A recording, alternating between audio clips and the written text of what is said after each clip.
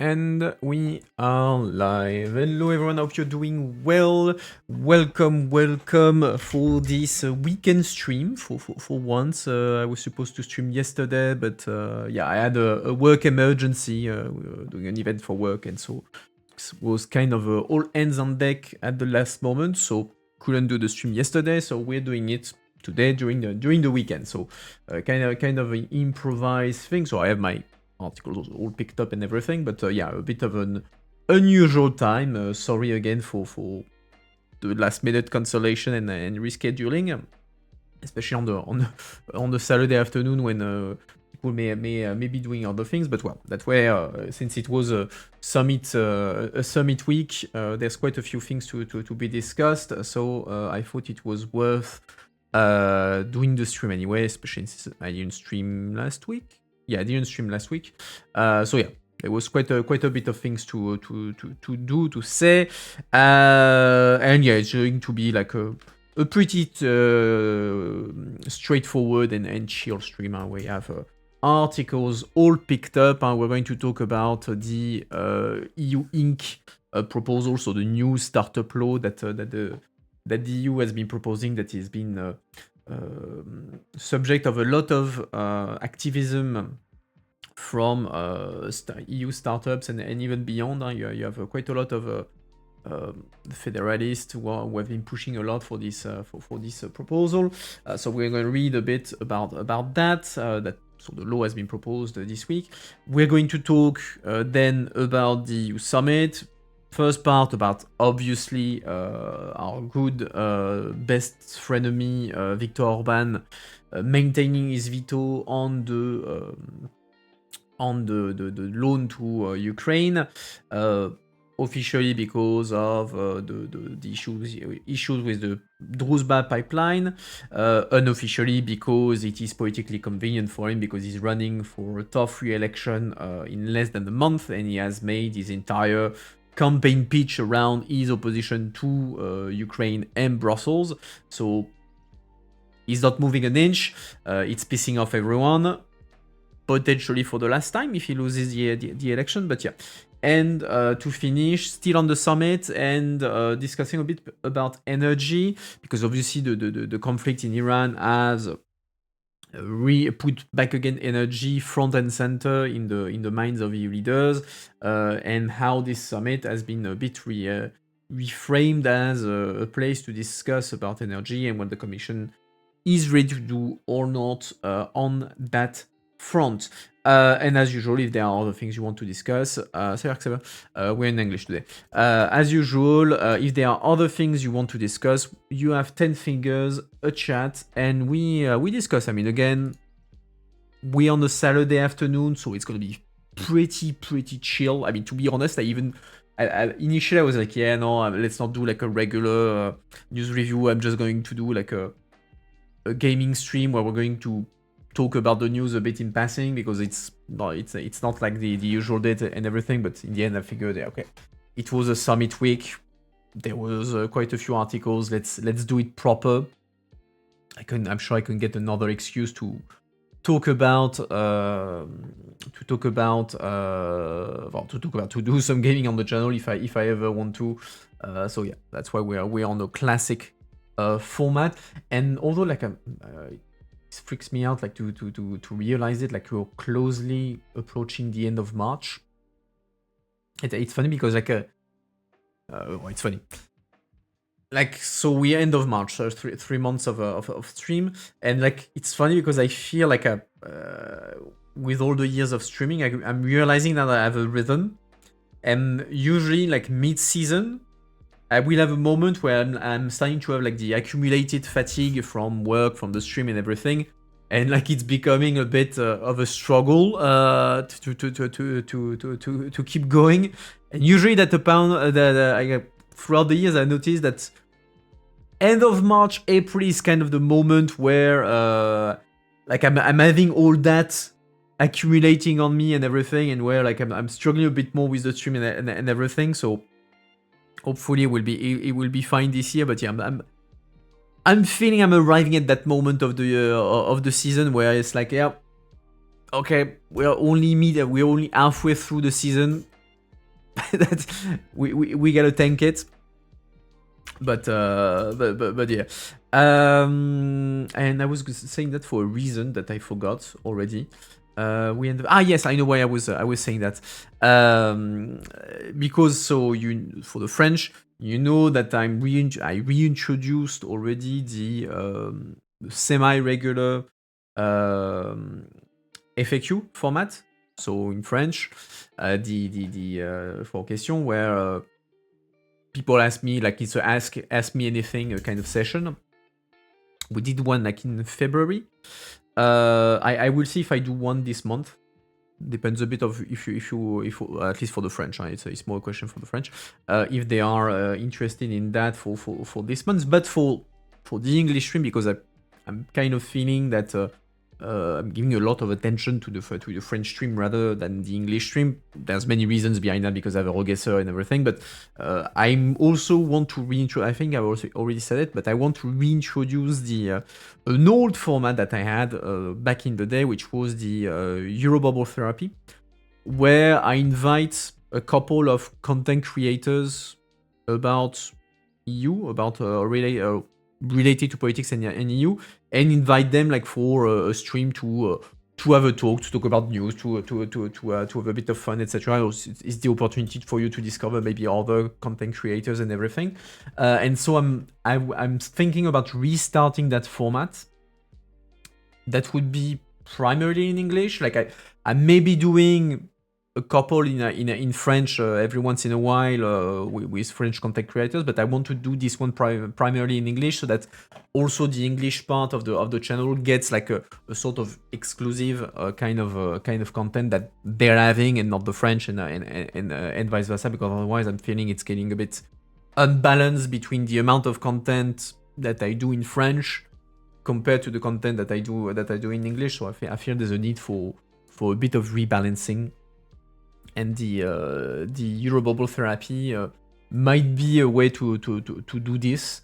So, by the way, if you know any English-speaking content creators about, or that could be interested about EU politics, give me the name on the Discord.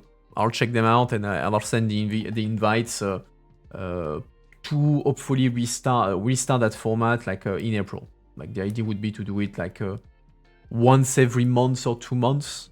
That way I can alternate between the Eurobubble therapy in English and the FAQ in French. That way it's semi-regular. But yeah, just to share that. I was thinking about that because I was seeing that we're end of March. I want to do, if I want to restart that from April, I need to start sending in invites to people to make sure that they are interested and that we can find a date that works for everyone to do the common stream. Anyway, what else do I have to tell you before we start? Not much, I think. I think we covered the basics. It's very weird for me because like I'm so used to stream on the Friday. I'm like, it's doubly confusing because I'm used to streaming in English on the Tuesday, and the other stream being on the Friday, but we're on a Saturday, and I'm streaming in English, so I'm like a bit like okay, am I on the weekend? Am I not on the weekend? What's going on? I need a break. I need a break. So yeah, anyway, let's dive into it. Make sure that I'm on the right article. Yes, I am. All right, so EU Inc. Background. So you may have heard of that little thing called the Mario Draghi report, which was the Enrico Letta report, that are the big reports that were done by Enrico Letta and Mario Draghi, two former Italian prime ministers that were commissioned by the European Commission to basically investigate what the EU could do to improve the single market, improve competitiveness, etc., etc. And one idea that was taken as part of their reflection is the idea of doing something around startups, how to boost startups in Europe, and looking at what are the difficulties for startups in Europe compared to the regime that they have in the US, etc., etc. And so one idea has been to create a new status for European startups to help them grow faster and get financing in Europe rather than having to go to the US and potentially be bought by US investors. So you have this idea of doing something around startups, and you had already for a few years a movement of activists, startup lobbies, etc., that has been like making a campaign around what they called the EU Inc. initiative, which was to create that status for startups to help them out and unify further the single market. And that proposal was taken on board by the Commission and presented this week, which was celebrated in principle by the promoters of that, but also criticized because it's not exactly what they wanted. There are also resistance to the model, so we're going to discuss this today. Like looking at the presentation and the first layers of resistance for what is going to be like an initiative that will be discussed for quite a while. It's a law, so it's going to be a year and a half legislative process. So Brussels starts caring about startups finally. A proposal landing Wednesday will make it easier to found companies. Some are asking if that's enough. Brussels is about to show some love to a group of companies it has ignored for years. Europe has no shortage of promising tech pioneers, but these companies are failing to scale across the EU and keep up with their US and Chinese peers as they grapple with fragmentation across the 27-nation bloc in corporate law, taxation, and employment. So the idea is, the initial problem that they're pitching is, okay, so you have a startup.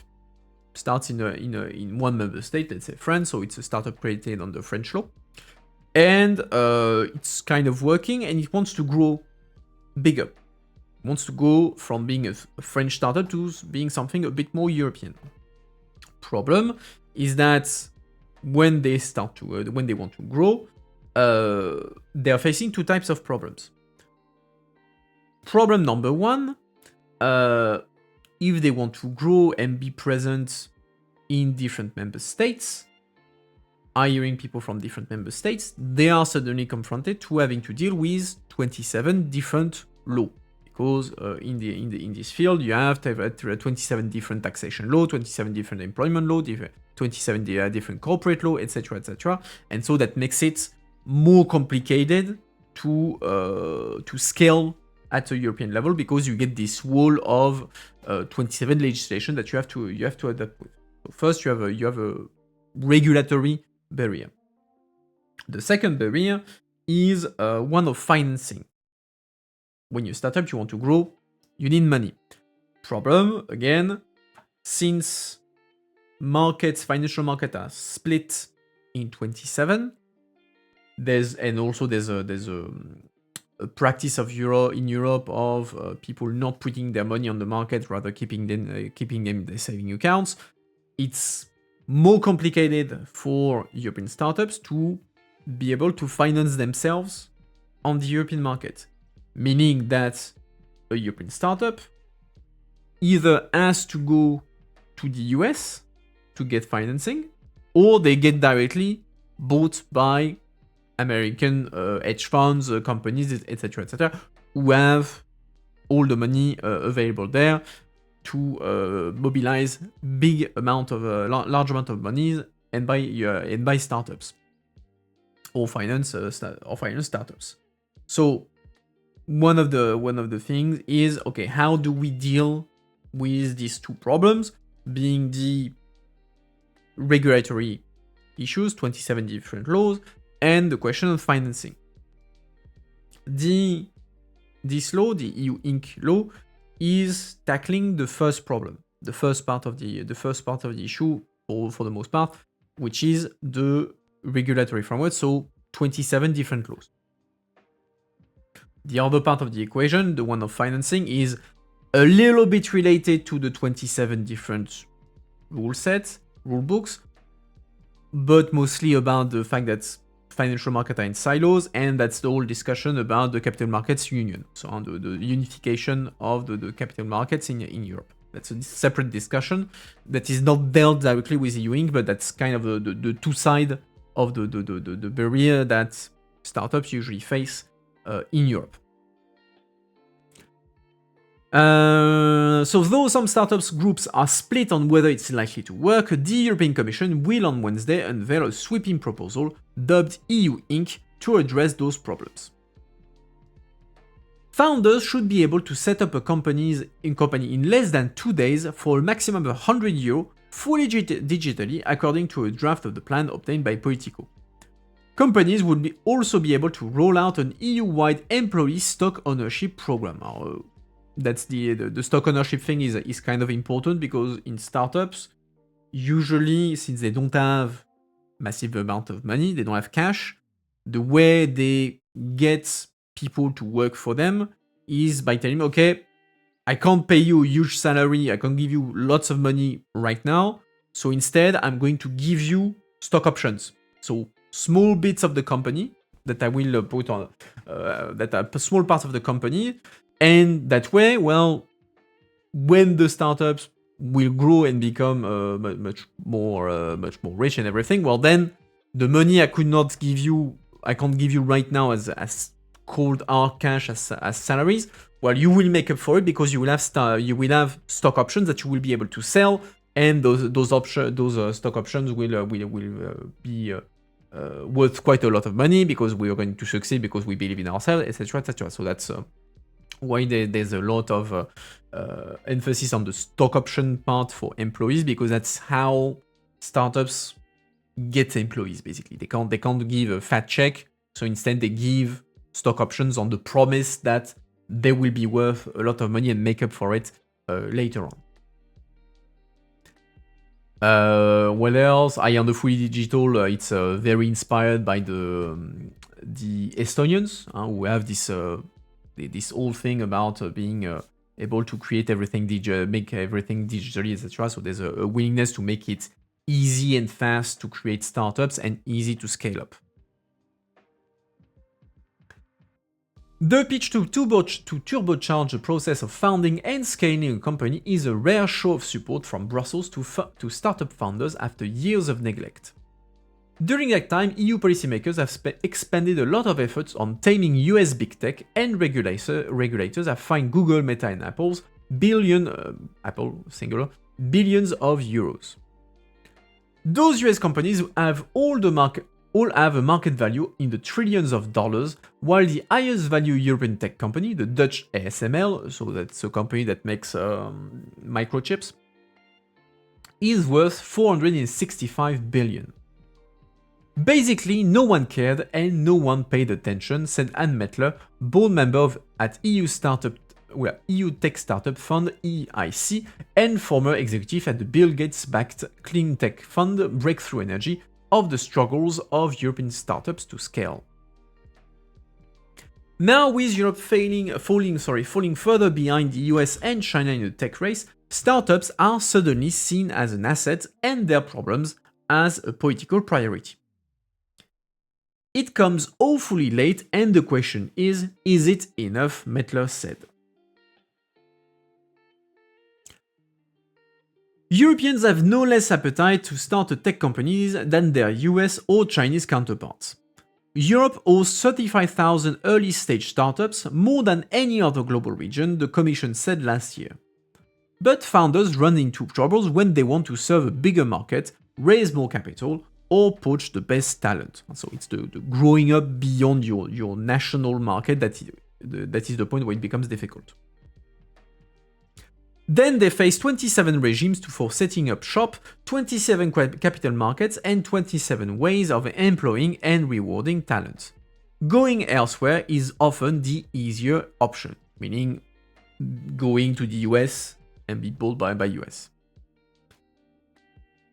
Over the past decade, more than 700 billion euro in tech market value has left Europe as European companies were acquired by non-European ones or chose to list elsewhere, according to research from McKinsey and Swedish investment group EQT, shared exclusively with Politico. European startup founders' demands to Brussels have been consistent: eliminate the barriers.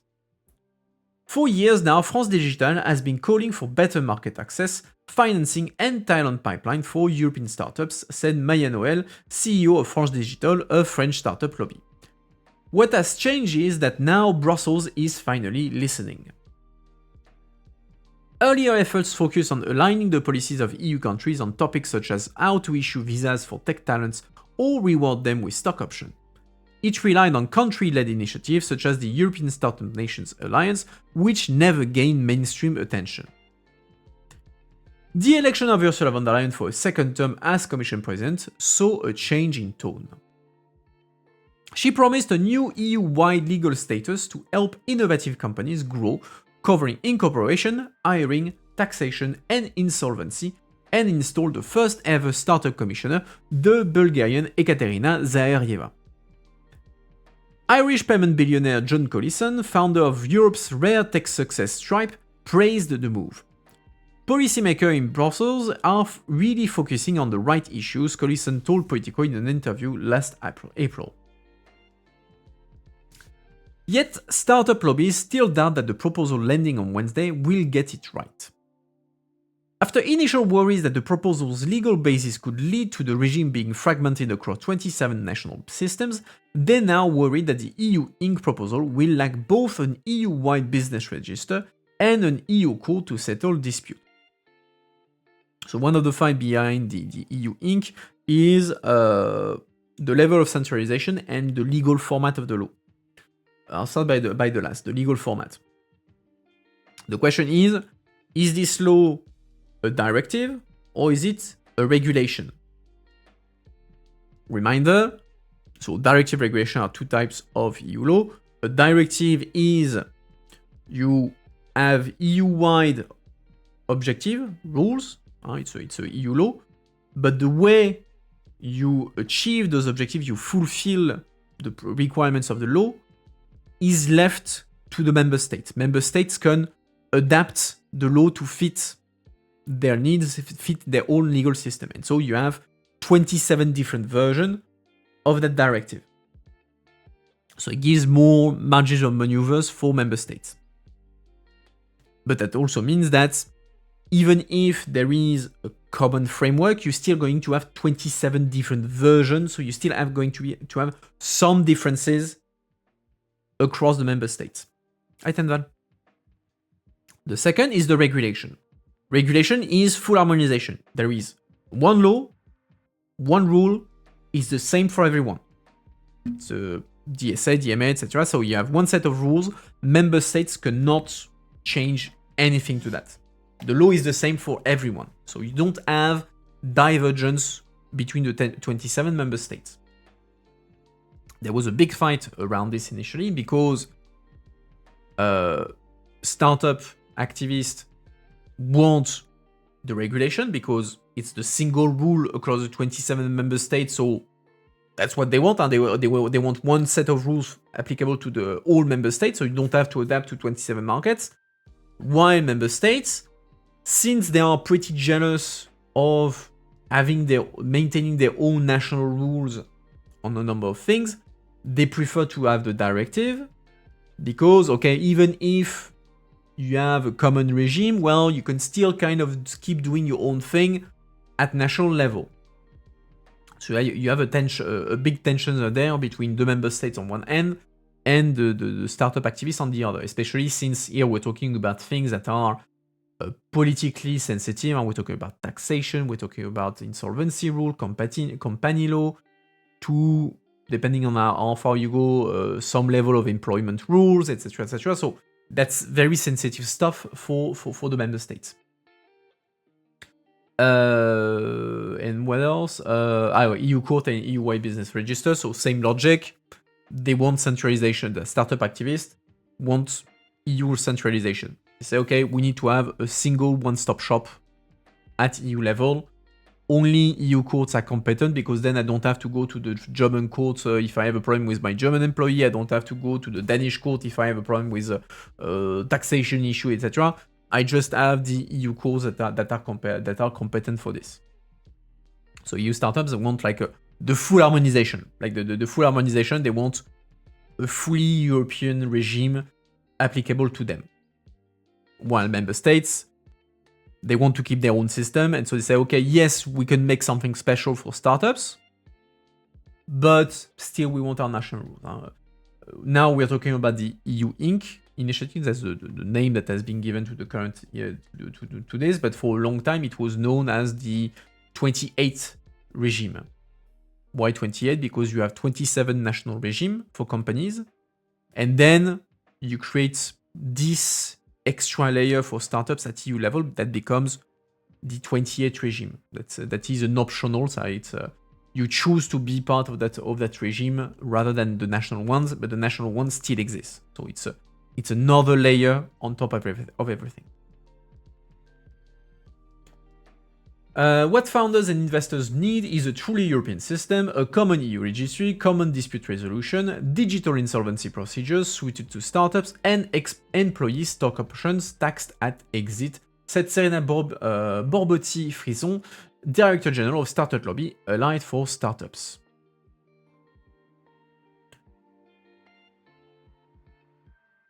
The draft plan obtained by Politico fulfills many of the long-standing demands of startup. Fast and cheap incorporation, a fully digital and once-only data exchange with authorities, and the options to roll out a EU-wide stock option plan. Once Wednesday's proposal is released, it's just the beginning. European startups struggle to secure sufficient late-stage funding in the EU to scale their business, often driving them to US investors and paving the way for them to relocate across the Atlantic altogether. That exodus has put the spotlight on the perennial ambition to create a more integrated European financial market that could pool capital for higher risk investment. So that's the capital markets union. And the idea of we're going to pool together all the European capital, that way we can compete with the size of capital available in the US. A fundamental precondition for sustainable growth is a true saving and investment union, which is the new name of the capital markets union, with a fully integrated and efficient capital market that effectively channels savings into productive investment, EU leaders will say at their summit on Thursday, according to draft conclusion obtained by Politico. This part, channeling savings.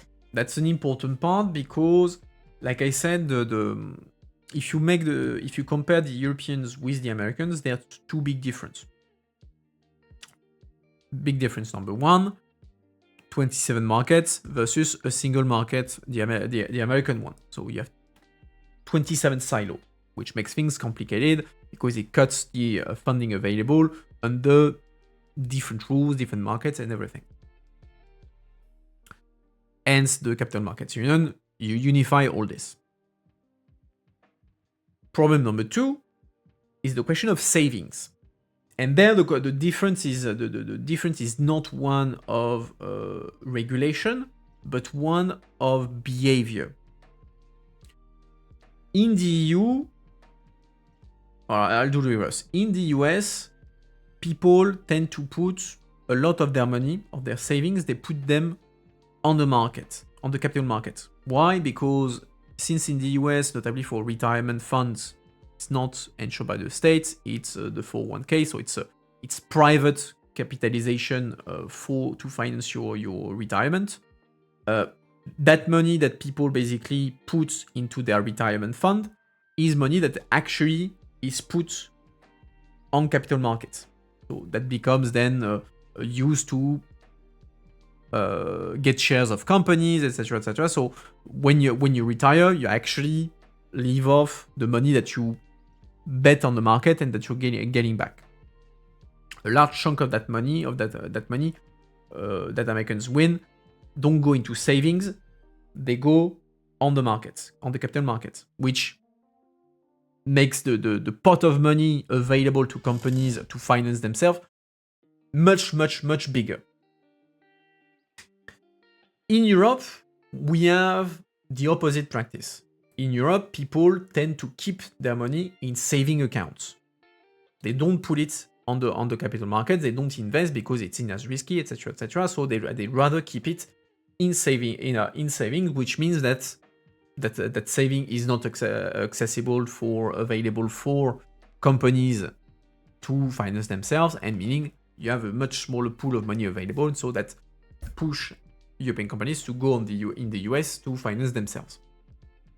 And so one of the idea of the Capital Markets Union, which is now renamed the Saving and Investment Union, is to unify the capital markets. So you remove as much as possible the 27 silos, but also make it interesting for regular people, you and I, to put part of our savings on the capital markets, meaning you increase the money available for startups, in this case, to finance themselves. So that's one of the objectives, to tackle the question of the financing question for companies. The European Commission is also working on the Innovation Act, under which it will urge governments to procure more from startups, according to a slide outlining the law's architecture seen by Politico. So there you're saying kind of you have the just like you have the European preference, you will have a form of startup preference. So you're telling governments, okay, you have to put part of your public contract, give part of your public contract to startups to guarantee them a market, and so that they can grow more easily. But the Commission's quality watchdog has rejected the law, according to two officials. It is now delayed. So the Commission's watchdog. So internally, the Commission, whenever you have the Commission is preparing a law, before that law is presented officially, is officially proposed by the Commission, it has to go through an internal check. And so first you have internal negotiation within the Commission between the services and between the DGs, etc. So they discuss the substance of the law, but once you have the law that is done, it is sent internally to a special body that is tasked with looking at the law and see, okay, is it solid? Is it a solid law? Does it make sense? Is the impact assessment solid? Like making sure that you put something out there that is good enough. And that body can either say yes, and then the law is then presented, or reject and say, no, actually, you need to do better than that because we're feeling that this law is too weak. It's not solid enough to be presented. And so that's what happened to that Innovation Act. It was sent to the internal body of the Commission checking that, and that body said, well, no, actually, it's not good enough. You need to work more on this to make it better. So it's postponed. Startup lobby groups are keen to keep the pressure on policymakers who are not always steeped in the realities of building companies.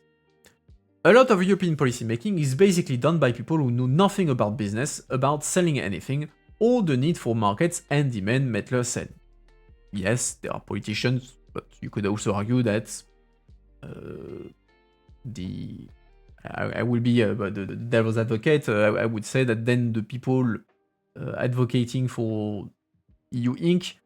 know nothing about lawmaking and the needs, the requirements to make a law and make it politically acceptable. So, like both sides,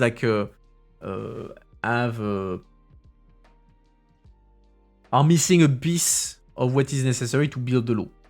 Yes, lawmakers, in the case of EU Inc., don't know for the most part where it is to create a company, but the people asking for the law don't know how to make good law in the first place. So it's a bit of an empty argument, I would say.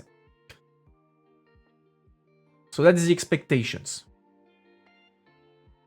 And on Wednesday, the law was actually presented. So 48 hours and €100, the EU presents a sped-up business registration law. The European Commission unveils new rules known as the 28th regime, or EU Inc., to make Europe more attractive for business and better able to compete globally with powers like China and the US. Let me just check something here. The European Commission presented a long-awaited set of digital rules on Wednesday aimed at facilitating the establishment and operation of businesses in Europe by streamlining procedures, reducing costs, and expediting processes. With EU Inc., we are making it drastically easier to start and grow business all across Europe, European Commission President Ursula von der Leyen said in a statement on Wednesday. For the time being, the rules remain optional but could serve to incentivize companies who might have previously moved abroad or based their operations outside the EU. So we're keeping the structure of the 28 regime. The idea is we're not deleting the 27 set of rules, 27 taxation, insolvency, etc. We're not deleting that. That still exists. We are creating a bonus regime, a new regime, the 28 regime, that is an EU1, that is optional in the sense that a company could choose actively to create itself under that system, rather than under the French system, the German system, the Spanish system, or the system of whatever country they are. They are saying, okay, we're going to use the European one. That way, when we grow, well, since we are under the EU regime, it facilitates parts of our life.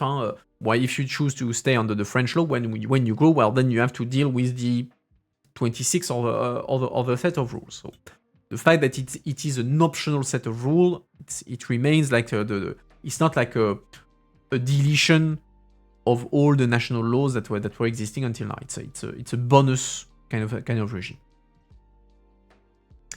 According to the initial proposal, individuals would be able to start a company in any of the 27 member states in less than 48 hours, fully online and with less than €100.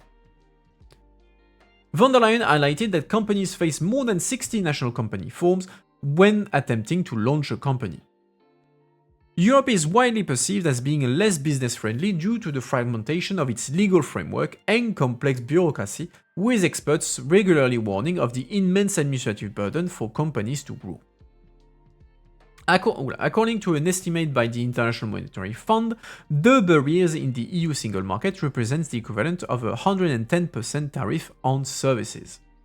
So, creating a company with all the costs that are linked to it and the burden, it's as if you were putting an extra tax on the final 100% tax on the service you're giving to consumers, because well you need to pay for people to do the administration, etc., etc.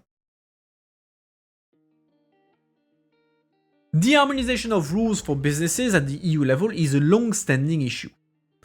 The 28 regime is not the first attempt by the EU to create a new law for businesses. Major reforms that were tried in the past didn't really work in terms of incentivizing enough companies to apply.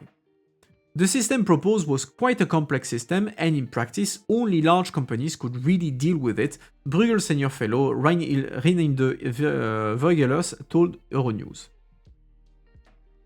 Voigelers refers to the European company law known with its Latin name Societas Europaeae, that entered into force in 2004 with the aim of reducing administrative costs, offering a cross-border legal structure, and helping companies navigate the EU's different legal systems. It completely missed the target in terms of ensuring that we get a much more innovative and competitive European economy, with new companies being able to grow to critical scale sufficiently fast, the expert said. Most of the issues regarding corporate law, so the law around the creation of companies, are connected with member states' reluctance to give up sovereign core issues such as bankruptcy, taxation, and employment laws. Like I said, that's something that is a competence that is largely national, that member states want to keep national. For this reason, the 28 regime will not be a legislation replacing national frameworks, but rather an additional regime, the 28th, to provide founders an easy way to open a business. In the current proposal, all companies, including already existing businesses in Europe, can be eligible for the new regime.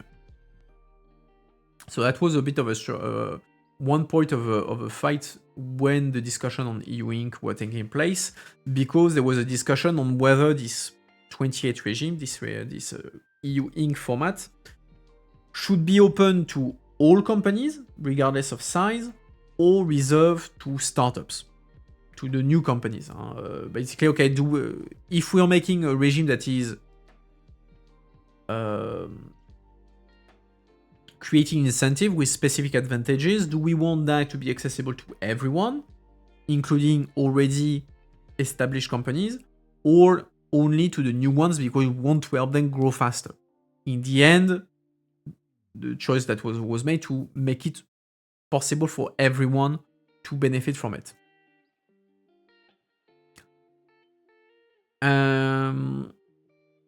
Voyagers assess this approach as too broad, saying that the legislation should target only new, young companies.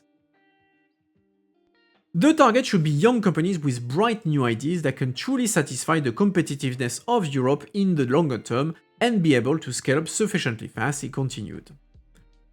Voyagers argues that not limiting it to young innovative companies can overload the system, making it eventually less attractive. The law will be now discussed by the co-legislators, namely the European Parliament and the Council of the EU. Because it's a law, it's a classic law, it goes to both institutions that needs to do their job. Once they adopt their own position on the file, the three institutions will negotiate a common position, that's a trilogue, to then publish it as law in the EU's official gazette. The Commission has asked the European Parliament and the Council to approve their position on the file by the end of 2026, which is very ambitious. That's 9 months to make a law, 9 months to... 9 months, and then you have to do the trilogue, so let's say 2-3 months. So they want to speed run that. They want to do the entire legislative process in 1 year, basically. While usually a law takes about 1.5 years minimum to be made.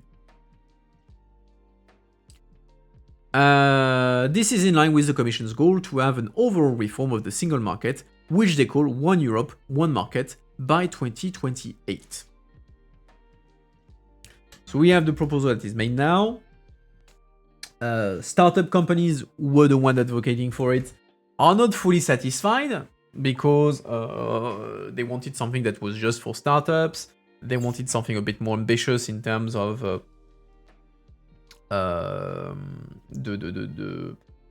the courts that would be competent, because it's still national court that would be competent, and they wanted like a single EU court to be competent. We have member states who are not necessarily happy to let the EU define rules on topics that they would much rather have national member states have their say on it, or rather keep control over it.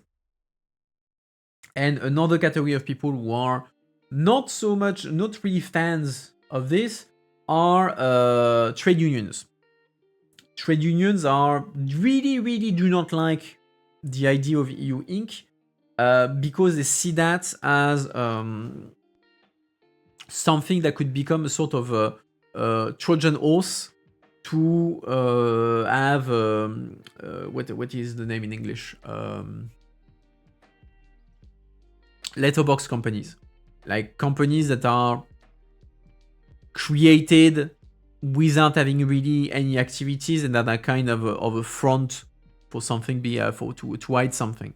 So having something that is a EU level thing with easier procedure to be created, less oversight, etc. They see that as something that could be used to circumvent national law, create letterbox, and ultimately potentially being problematic for the rights of employees, because they're saying, oh yeah, it could be you if it goes into employment law. That means that then the protection that we have at national level will not be guaranteed. You have some rules in some countries, like for instance in Germany and Austria, they have rules on are on board membership. So the board of the company must be composed in a certain way with notably a quota of women. I think it's 50-50. I'm not certain, but there's a thing about the quota of women, and so they're afraid, oh yes, this EU regime will allow to circumvent the German and Austrian rules on board composition, etc. So there's a lot of worries that this EU Inc. law would become a tool to circumvent national law on employment policy and everything, which is obviously very politically sensitive. Any question about EU Inc. before we move to our good friend Viktor Orban creating an issue? They're already circumventing with to be honest, I didn't know really the Societas Europae. Let's see what it says again. Because they say, like, the way they describe it, the SE was not providing incentive. Like, it was not giving like a special rules that were going above the national ones. It was more like a coordination tool. You were not like really unifying the laws.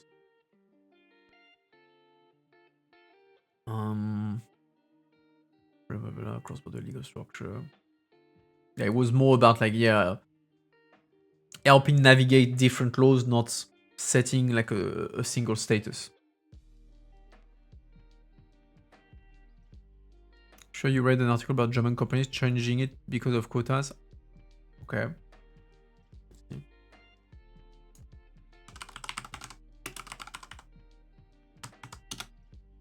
Alors, public company registered in accordance with the corporate law. Can transfer or merge with companies in other member states.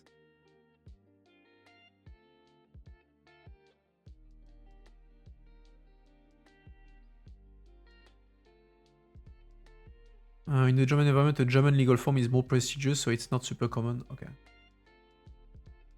Let's see. Winding up. I don't have anything on the statute. Registration, statute, taxation. It is a multinational. Okay, so that's the same. Employee participation. I think that's the thing. Okay. In Germany, most large corporations are required to allow employees to elect a certain percentage of seats of the supervisory board. Blah blah blah. These different tradition of working involvement have held back the adoption of the statute for over a decade. Blah blah blah blah. A compromise contained in the directive was worked out as follows: working involvement provision in the SE will be decided upon by negotiation between employees and management before the creation of the SE. If agreement cannot be reached, provision contained in the directive will apply. Blah blah blah. So you still have the safeguard that you needed to have first a discussion between employees and the employers for the question of worker involvement. So typically the German format. Development.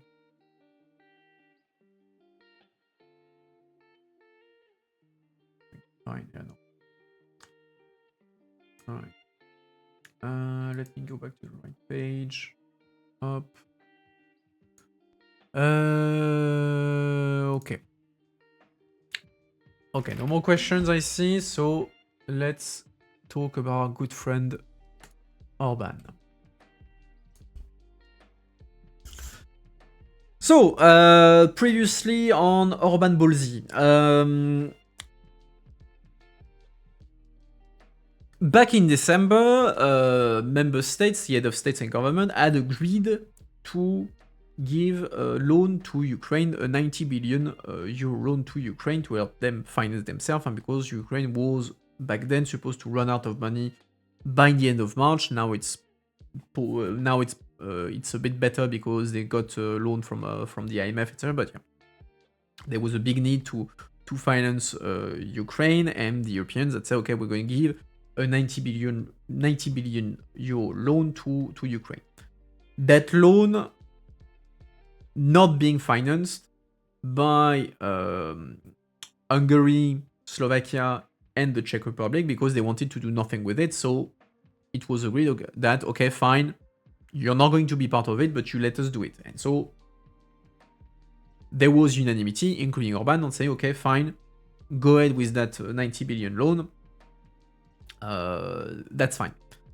And so now the Commission was doing the work to implement that decision of the head of states and government and proposing it for approval. Problem.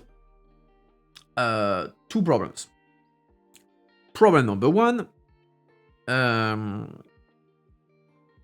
you had the question of the Druzhba pipeline. The Druzhba pipeline is a pipeline that goes from the US, no, from Russia to Europe, passing through Ukraine, Hungary, and Slovakia. That is still used to deliver Russian oil in the continent, primarily to Hungary and Slovakia, who have decided, despite the war in Ukraine, to maintain their dependence to Russian oil and even to increase it, while the other countries decide, on the contrary, to reduce their dependence on that. That pipeline was damaged by a Russian attack back in January. And so Ukraine cut the circulation of oil in the pipeline because, well, the pipeline was damaged.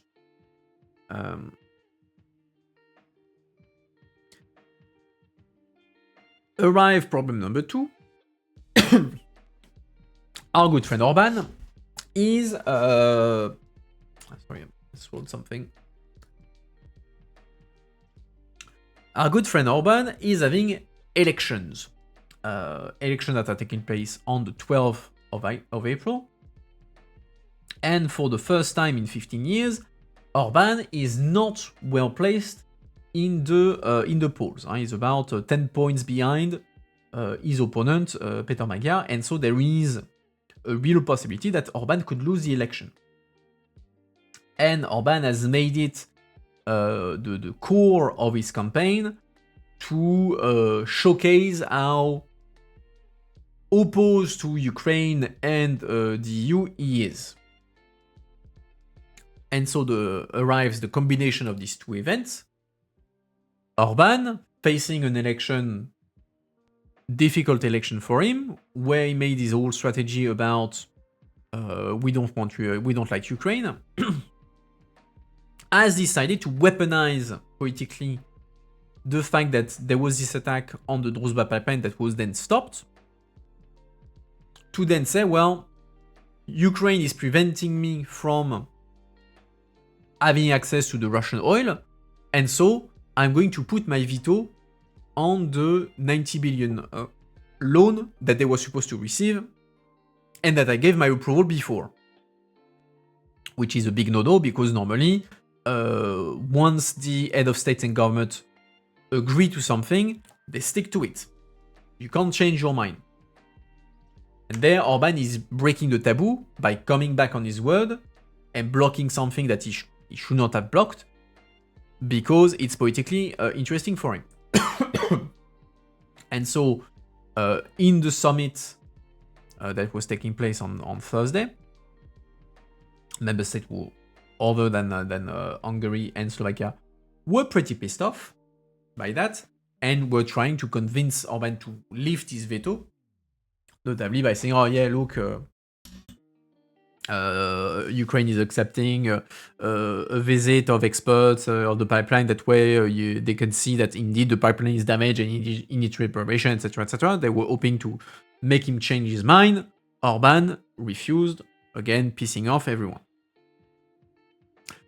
So, our unacceptable Orban defeated the EU again, but maybe for the final time. Europe's longest-serving leader won the fight over Ukraine's 90 billion euro loan. By the next summit, he could be a distant memory. Viktor Orban has been attending European summits for 16 years. At what may turn out to be his swan song, he faced EU leaders separating themselves into good cops and bad, hoping to persuade him to approve a 90 billion euro loan to Ukraine. He saw them all off, but his victory might be short-lived. The bloc's longest-serving government chief, facing an election in less than a month that he is forecast to lose, has long been a thorn in the side of Brussels, which also means Paris, Berlin, and a score of other capitals. Like nothing new, Orban has been the black sheep of the EU for a decade. I wish Andros was here, so I could ask him if Hungarians hate Ukraine so much, so it is politically advantageous to blackmail them. I mean, there are long-running issues between Hungary under Orban and Ukraine, because you have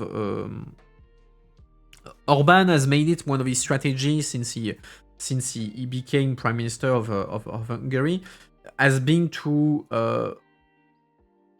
not, I was going to say weaponize, but not really weaponize, but to give a lot of put a lot of political attention to the Hungarian diasporas. So the community of Hungarians that live outside of Hungary. By giving them a right to vote, giving them funds, etc., etc. So basically, he's done the whole thing where he's buying the loyalty of the Hungarians living outside of Hungary to get political support. And you have, historically, a large community of Hungarians in Western Ukraine. And one of the things that has started the feud between Ukraine and Hungary was a decision of the Ukrainian state back in 2015 or 16 or something like that. It was after the Maidan revolution, etc., etc., to reduce the ability for minorities to use their own language. Initially, that was done in the aftermath of the Maidan revolution as a way to push Ukrainians to give priority to the Ukrainian language compared to the Russian. But Hungarians were a bit of a collateral damage, because that meant that they themselves had less possibilities to have schools in Hungarian, etc., etc., etc. So that was historically a bit of a point of difficulty between Hungary and Ukraine, because Hungary was saying, "Oh, look, you're oppressing the Hungarian minority in Ukraine." I think since then, like, Ukraine has come back a bit on that, facilitated things, etc., to allow the Hungarian community to speak their language, to use their language and everything. But initially, that's where the story starts, in the difficulties between Hungary and Ukraine. So it's not just like since the war in Ukraine, it's even before that. Since the war in Ukraine, we also know that Orban has chosen to be the most pro-Russian leader of Europe, and has been basically using the fear of war to wipe up his opposition to any kind of support to Ukraine, saying, "Oh, if we support Ukraine, they're going to bring the war to us, and we don't want war with Russia." Because also, oh look, if we send money to Ukraine, that's less money for the Hungarians. If we don't want war, we don't want war in Hungary, etc., etc. So, hyping up the idea that supporting Ukraine would be weakening Hungary. There would be less money for Hungarians. That would be threatening the alliances that Hungary has built with Russia, notably regarding energy, because Hungary is importing massive amounts of oil, Russian oil in the country, which they get at a cheaper price than elsewhere, and so use that to boost the economy and everything. So they build the idea that Ukraine is a threat. Ukraine is a threat, and buying into the narrative of Putin that Zelensky is a dictator, it's not a democracy. If they enter the EU, they're going to take all the money from the EU, and they will come to Hungary and steal the job of the good Hungarian, etc., etc. So there's a big thing that is being done around that, like the hyping up the fear of war, basically. Which is not something that is exclusive to the Hungarian. That narrative that we should not support the Hungarians because the Ukrainians, because otherwise it's less money for us. It's going to bring war on our territory. That's something that you find in a lot of countries. Do the Hungarian population buy that? Well, the supporters of Orban do. The supporters of Orban do. Don't forget that Hungary being a illiberal state, Orban has basically taken over a good chunk of the media. A good chunk of the traditional media are controlled by Orban allies or financed by the government, etc. And so a lot of things that you see on TV, a lot of things that you read in the newspaper, etc., is the government-friendly propaganda. So they've been constantly fed that kind of information. Oh, look, there's the threat of war, there's the threat of war, there's the threat of war, there's the threat of war. So that means that, yeah, that's entering the mind of people.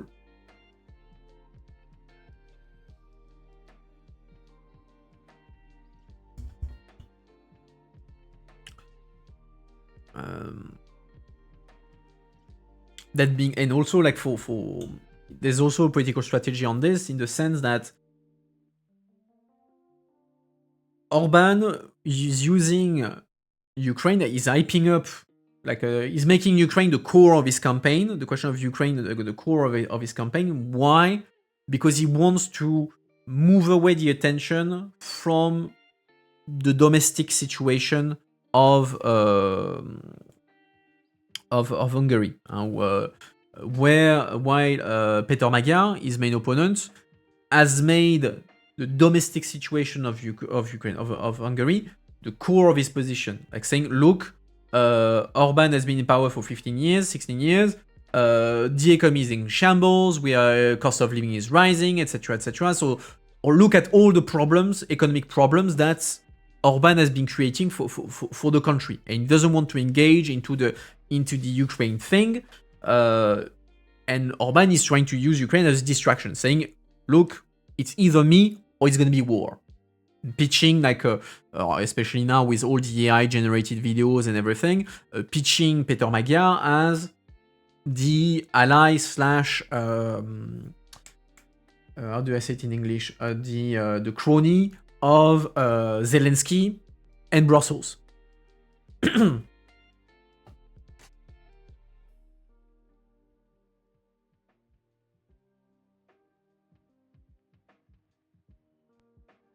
I mean, the timing is too perfect for all this crisis not being an electoral move to get more votes for him. You usually don't try to campaign to convince people who would vote for you, but for others that don't have their mind done. Well, it's hyping up the fear. He's playing on he's playing up the fear, because, okay, you have to keep in mind the electoral structure of Hungary right now. Basically, the fight between Orban and his opponent is not like a right-left fight. Both are right-wing. Peter Magyar is a former member of Fidesz. He used to be part of the circle of Orban, and then a couple of years ago he left to create his own party. So basically they're fighting over the conservative vote. With Peter Magyar trying to get the conservative vote and taking people who used to vote for Orban by telling them, oh look, he screwed the economy, I'm going to make things better.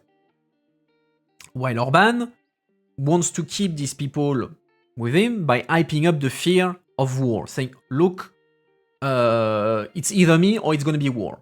And look, also, that other guy, like Peter Magyar, actually is a foreign agent of Zelensky and Brussels. And so if you really want to defend the interest, the national interest of Hungary, I'm the only guy, the only option you have. That Peter Magyar is terrible. So actually, they're fighting over the conservative vote.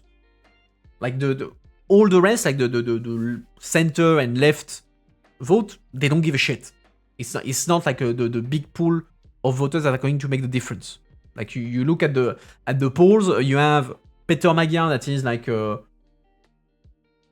between 45 and 50% of the vote. Fidesz, the party of Orban, that is like 35 to 40%. And then you have all the rest. All the rest being like the even more far-right parties compared to Orban, and then the socialists and the Greens, etc., that do like 5% or less. Because everyone is putting, like, the whole election has become a duel between Orban and Magyar. A big chunk of it being the question of where the conservatives are going to vote. The conservative, the progressive, the socialists, the Greens, etc., they're going to vote for Magyar. He doesn't have to do anything, because Magyar, the only quality that Magyar needs to have to get those votes is the fact that he is not Viktor Orban. So even if, like, Orban has been trying consistently to lay traps for Magyar to be able to pitch him as, oh look, he's the the far left guy that is going to sell us out, etc. So conservative voters, stay with me. For instance, and Magyar has been very careful not to fall into that trap. For instance, when you may remember last year, there was a whole thing about Orban banning the pride, the gay pride in Budapest. The gay pride was formerly forbidden. It took place nonetheless. I mean, there was a whole thing. And for months, there was a whole thing about Orban banning the gay pride in Budapest. Peter Magyar refused to go into that issue. He simply did not discuss it at all. Why? Because it was widely interpreted as kind of a trap laid by Orban. Orban wanted him to go criticize openly Orban for him banning the gay pride, so that then he could turn to all the conservatives and say, look, you're not going to vote for a guy who is a big supporter of LGBT rights. Like, oh, look, people who have been for 15 years been told that LGBT is a degenerate thing, etc., etc. So Magyar has been very careful not to fall into that trap of anything that could pitch him as like a hyper-progressive, like the anti-Orban in terms of value, etc. And also even on the EU and Ukraine thing, he's been fairly prudent. For instance, just to finish on that LGBT thing, for instance, what happened at EU level last year, there was a resolution that was made by the European Parliament on the fact that Orban was banning the gay pride, and the EPP, who is the party, the conservative, the European conservative, of whom to which Magyar's party belongs. Enjoy. You're having right at the moment. I'll finish that and you'll tell us. You can catch up on the chat.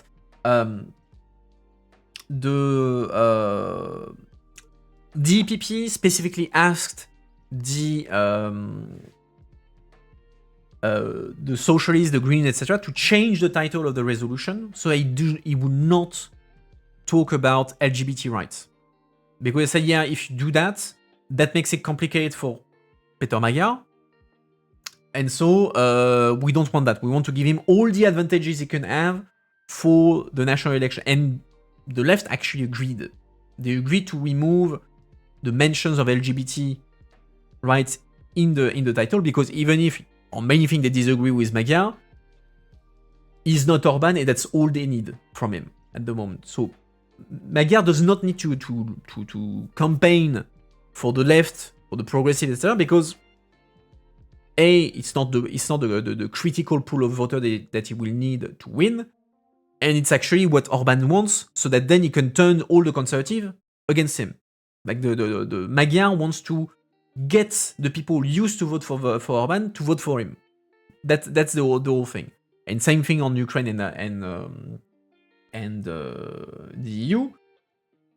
Magyar has been careful around his positioning around Ukraine and the EU, in the sense that he does not want to be seen as he doesn't want to validate the image that Orban wants to give to sell of him, that he's actually only serving the interest of Brussels and Kiev. He's not serving the interest of Hungary.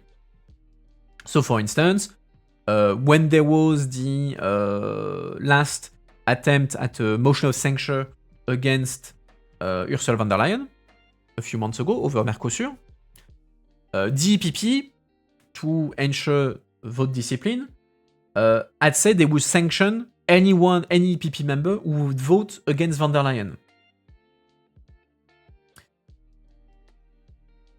Magyar and his MEPs voted nonetheless for the motion of censure, and they were sanctioned by DPP. They lost something, etc., etc.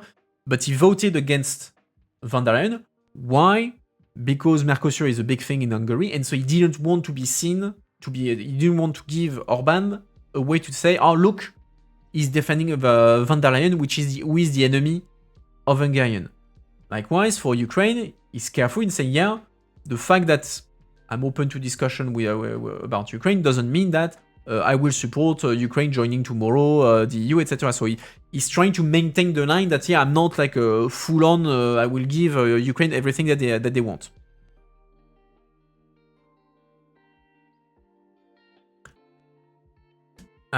So yeah.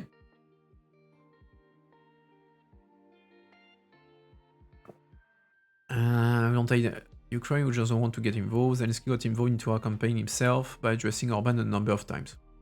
To be fair, Orban got many conservative leaders to also intervene and shoot videos of support for him. So I think the two of them have developed a rivalry, which I would argue that Zelensky is kind of fell into the trap of Orban by openly going so openly against Orban during the campaign. But yeah, foreign leaders getting involved in the Hungarian campaign is not something that is exclusive to the anti-Orban, let's say, side. To an extent, I would say to a large extent, actually, it's the opposite.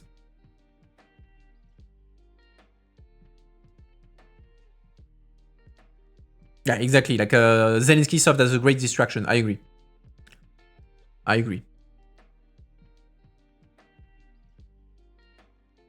And I think he fell into a trap. He fell into a trap. I understand Zelensky, to be fair. That Zelensky is no fan of Orban and is pissed off by that. Yeah, I get it. On the personal level, I get it. Politically, that's not very smart what he did. Like, even I say it on social media, Ukraine finally agreed to the EU inspection of the Druzhba pipeline after like refusing to do the inspection for like a week or two, which makes absolutely no sense.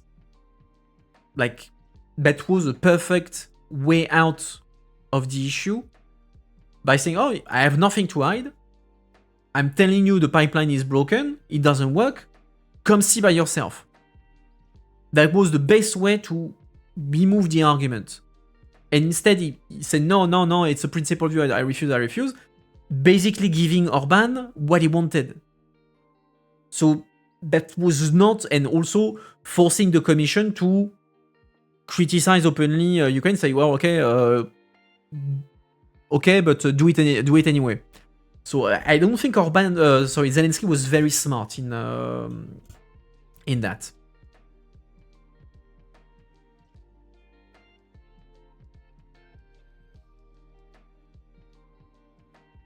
Past 4 years, the pipeline got damaged 20 plus times. Fixing it always took 3 to 10 days.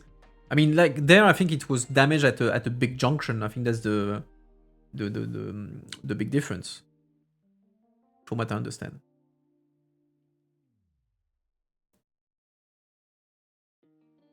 But typically, like agreeing to the inspection would have avoided a lot of the current issue, I would say. Even if, again, I can understand Zelensky, and I can also imagine that it suits him to slow down maybe a little bit the reparations to create issues for Orban. That I can believe, but that the idea that either the attack never took place or that there's nothing is being done on the reparation, that I don't buy. But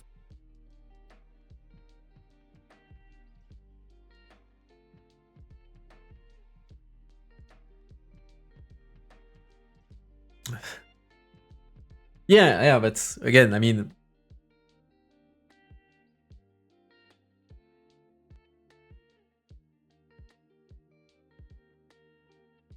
Pump station, but it's a storage tank, connect first responders, and following days it still worked and kept pumping oil until they stopped it for repairs. Well, yeah, if they need to stop it for...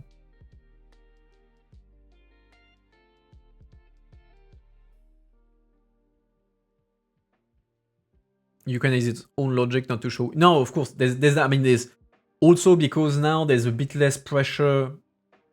Because, okay, the Ukraine can also have an interest. Not showing weakness to Orban in the sense that they have less the budget pressure is a bit less acute as it was before. Like in December, like everyone's like the timeline was Ukraine is running out of money at the end of March. Since then, Ukraine got some money from the IMF, from the International Monetary Fund. I think 7 or 8 billion euros, which mean that now the timeline is that Ukraine would run out of money more like May or June. So there's less pressure on Ukraine to give Orban the political win that he wants, because they say, yeah, okay, I can hold off for months until after the elections.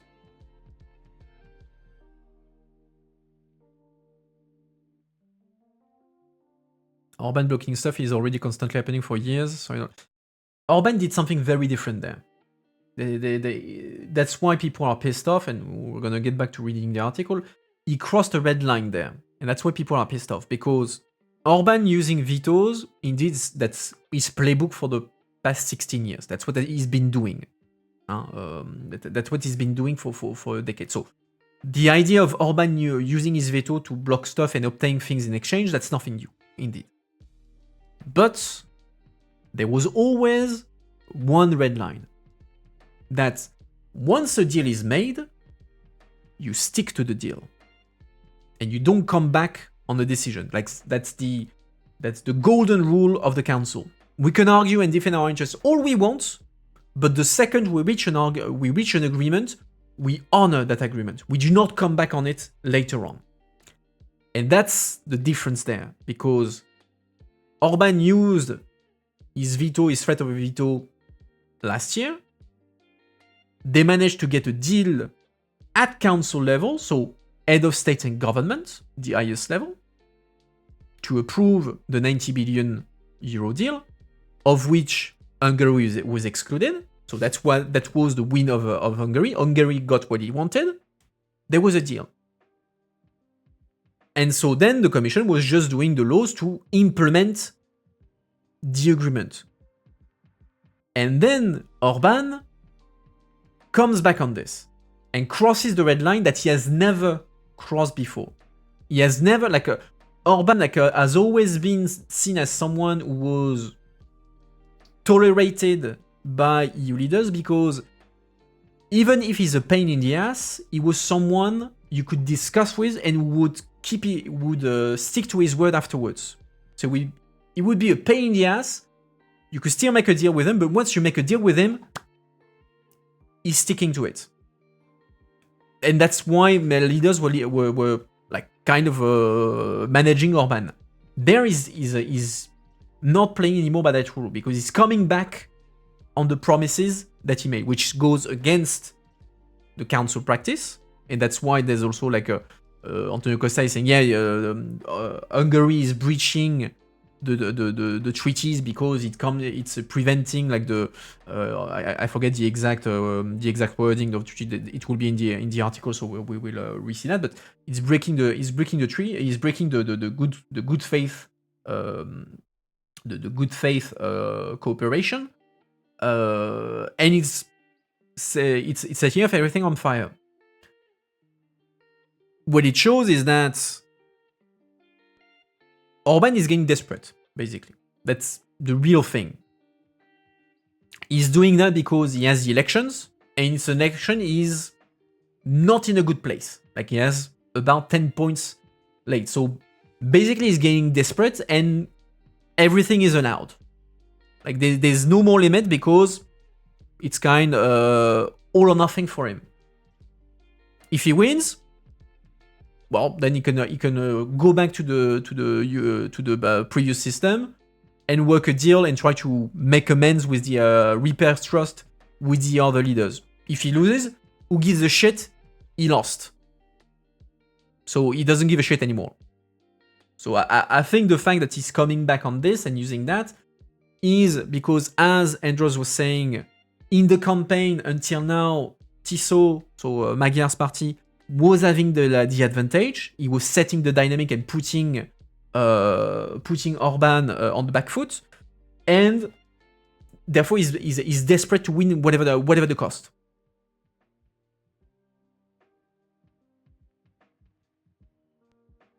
I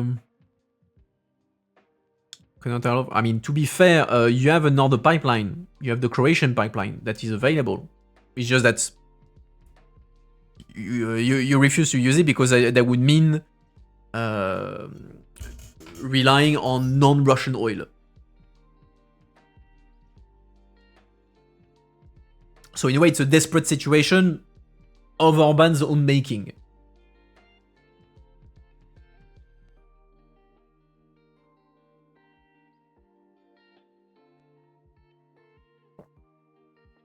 We'll talk about energy after. That's the third topic we'll discuss. So we'll have the opportunity to rediscuss that.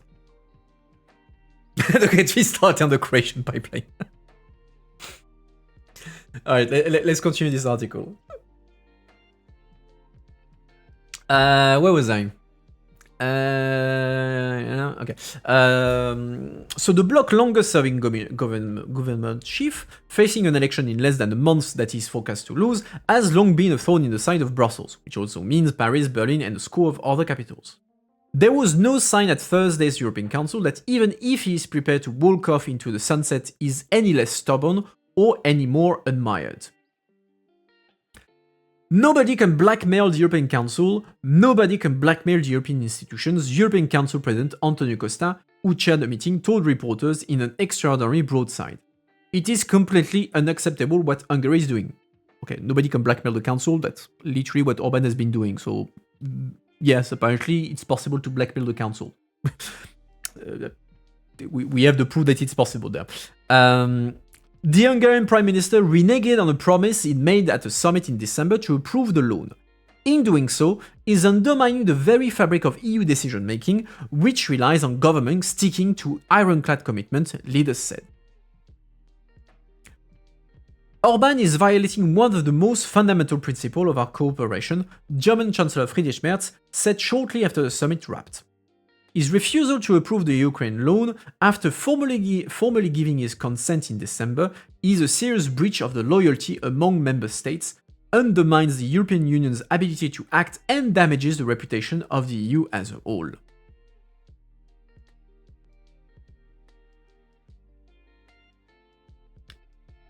With Europe looking important as war in the Middle East escalates, leaders hoped they could at least get money flowing to Ukraine to help it fend off Russia, in a conflict where the EU feels it actually has some sway.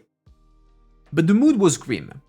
Even Ukraine President Volodymyr Zelensky, who was beamed into the meeting by video link after for so long being a ray of light at EU gathering, seemed to make things worse rather than better. EU leaders divided into two groups to convince Orban to change his mind. Most, including Costa, piled on the pressure. It was a very, very harsh criticism, and the feeling was this simply cannot go on like this, Swedish Prime Minister Ulf Kristersson told reporters.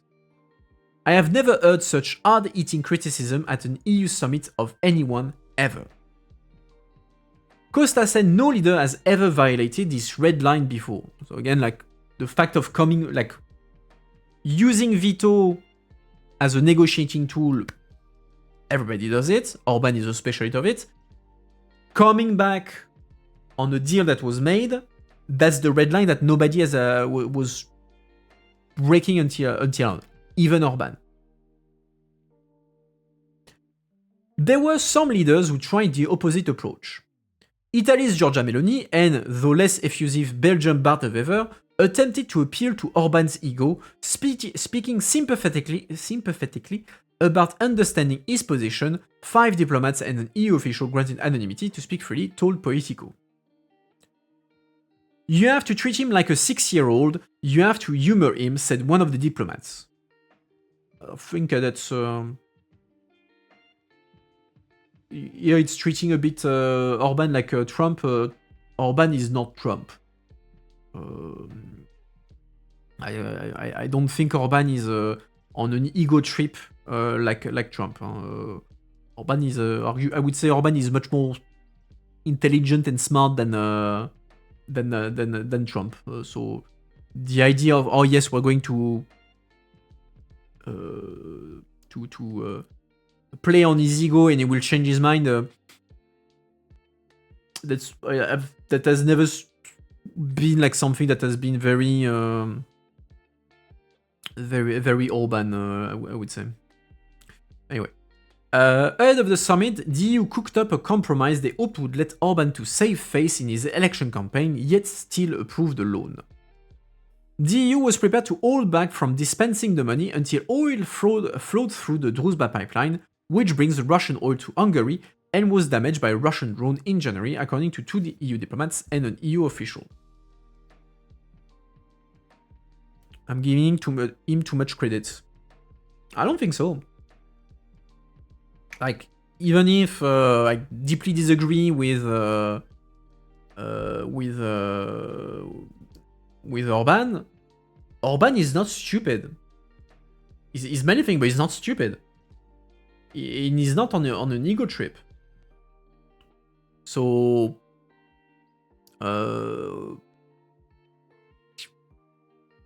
he is tactical. Orban has always been tactical. Deeply, what's the word?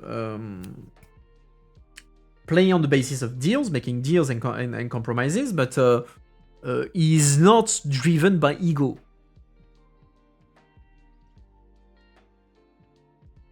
The entire government is centered around himself. He may, okay, maybe he has ego, and that he has ego. All leaders have ego, but he's not doing things just to boost his ego.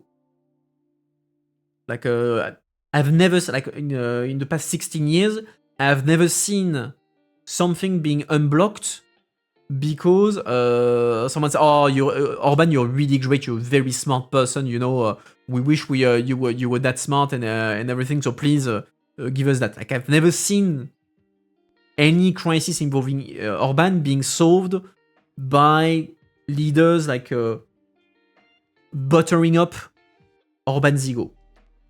It was always transactional. Orban wants something in exchange.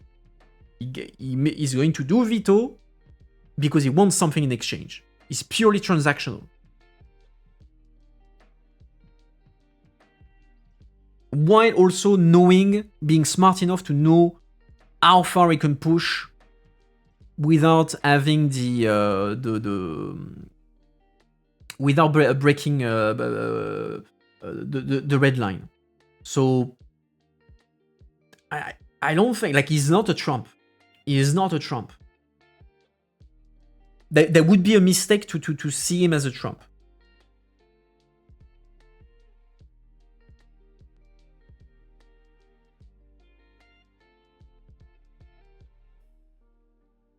I remember an early Ukraine war meeting report with Scholz and Macron working on Orban for 2 hours to unblock stuff, and it didn't sound smart at all. I mean, our perception of what is smart or not, yeah. He only cares about playing things in his domestic... Yeah, okay. He's caring only about domestic policy because, as Andrew is saying, it's about power. That's all he cares about. Power at domestic level. It's all about ego. It's not about him being... he doesn't want to be... he's not moving because people are making him look like a genius. It's all about what can consolidate Orban's power in Hungary. It's not about his own ego. It's purely about power.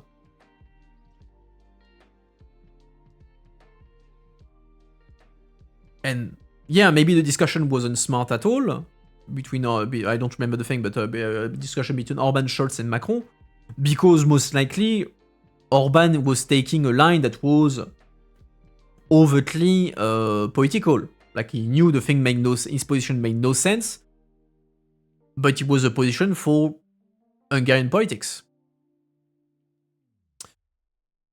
We have a red.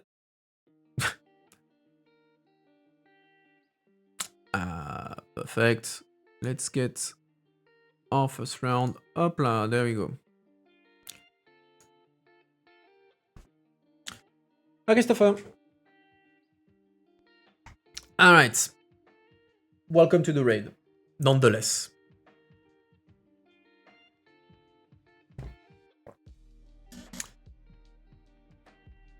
It's temporary. It's a welcome gift. It's about sending a message. Where was I? Where was I in my thing? Yeah, we were talking about the ego trip of Orban. All right, let's move on. Where was I in my article? Did I read that already? Yeah, I read that already. So in recent weeks, the Hungarian minister has linked the pipeline issue to the loan and accused Ukraine of not repairing Druzhba for political reasons, making it an election issue by painting himself as a protector of his country's interest. Zelensky has said he doesn't want to repair a pipeline that the Russians have repeatedly attacked, which helped fund the Kremlin's full-scale invasion of his country. Costa said during his press conference that Russia has damaged the pipeline 23 times since launching the full-scale invasion. Yeah, indeed. Thanks, Christopher, for making the presentation. For those who don't know me, yeah, we're talking about EU politics there. And we're doing a delayed news review. Normally I stream on Tuesdays and Fridays, but yesterday I was busy with work. So, hence why we're streaming on a Saturday. Where was I? What I have done today is to crush the oil blockade which was imposed on us by Zelensky, Orban said after the summit. So I defended the interest of the country, again, playing the rationale of the election. Merz was among a group of leaders who hoped the Ukrainian president would use his address to the summit to reduce the temperature and reassure Orban that he would fix the pipeline. Instead, Zelensky went on the offensive. Zelensky played it harder than our expectation, perhaps believing he can wait it out, said a government official who was granted anonymity to speak freely about the closed-door talk, like other quoted in the article. If Orban wins the election next month, maybe Zelensky's speculation is that he will change his tone after. While Ukraine desperately needs the EU's 90 billion euro, Zelensky now has more time after the IMF approved a $8 billion loan late last month. Kyiv should have now enough money to stay solvent until early May, Politico reported. So less pressure in terms of budget. The antipathy between Orban and Zelensky runs deep, according to a senior EU diplomat, and the ill will was on full display on Thursday. The Hungarian Prime Minister got up from his seat and stood behind the other leaders, looking on with contempt as Zelensky appeared on their screen, according to a diplomat. That's the picture that has made a bit the round on Thursday with Orban watching from afar the speech of Zelensky. After 90 minutes, with Zelensky digging in and the Hungarian not budging, the leaders decided to shut down the debate, issuing a statement that the European Council will revert to this issue at its next meeting, basically waiting for after the Hungarian election. The bet is that one way or another, things will be different after Hungarians go to the poll on April 12th. If Orban loses, then his successor could be motivated to lift Budapest obstruction in exchange for the EU releasing cash. Andrews, how long is the transition after an election in Hungary? Like, so you have the election on the April 12th, like, how long does it usually take for a change of government? Like, if, let's say, Orban loses, how long does it take?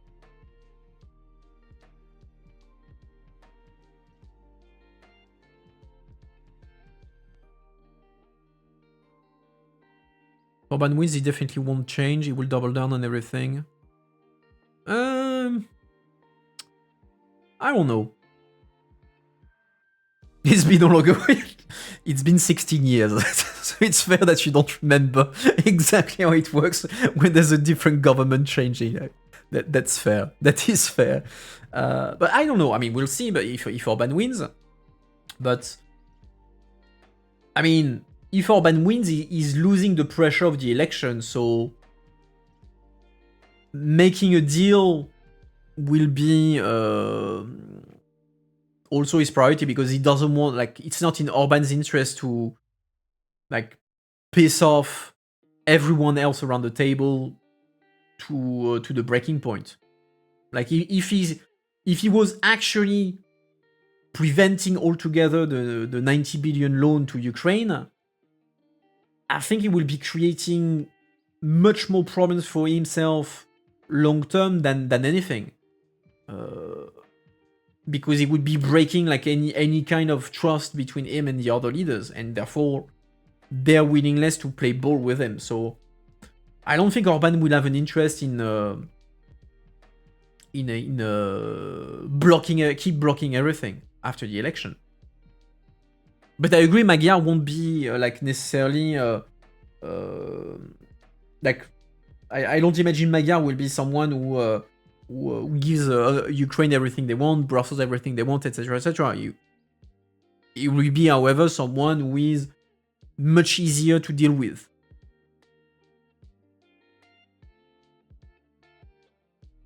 Win party will get a majority probably, so it will be quick. Yeah, but then you always have, like, it takes time, like, to some time to do the transitions and everything. It depends a bit on the countries.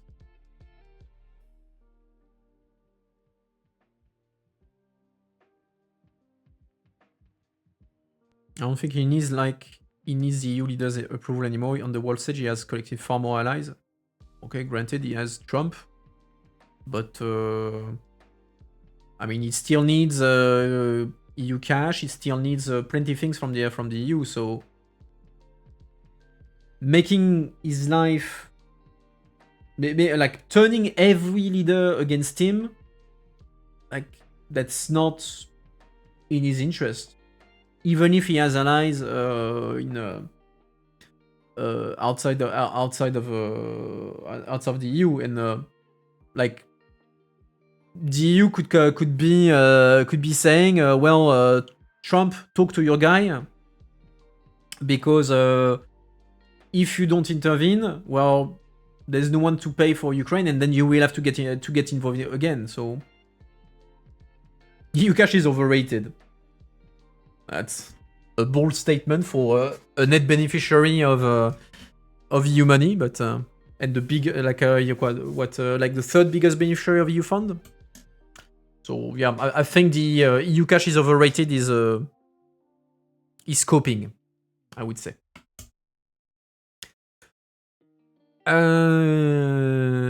Okay. France and Germany were not willing to spend too much time or political capital to persuade Orban at Thursday's summit, and had no willingness to help his electoral campaign, the national official said.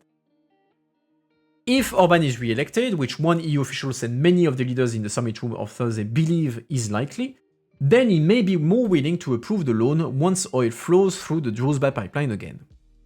But if he doesn't, several punishments will be on the table at the leaders' gathering in Cyprus on April 23rd and 24th, including freezing more funding, suing Hungary in the EU top court, issuing fines, and even the so-called nuclear option, Article 7, which strips countries of their EU voting right, which I don't believe in because he has Slovakia still to protect himself.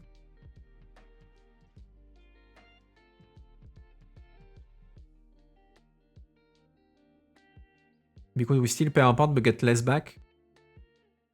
You're net beneficiary, so you're entitled to more than you give. You don't get the funds because you don't respect the rules, and so the funds are blocked. But on paper, you're still a net beneficiary.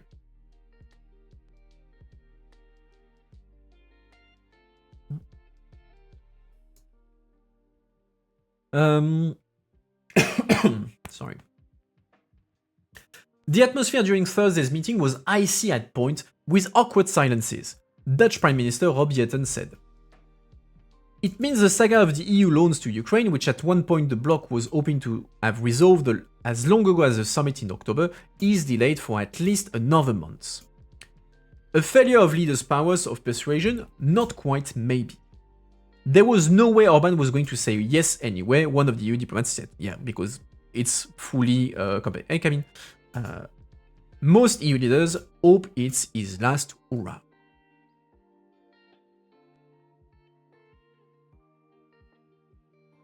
You're still a net beneficiary. Like, with the frozen fund, maybe that then turns you into de facto a contributor, but on paper you are a net beneficiary.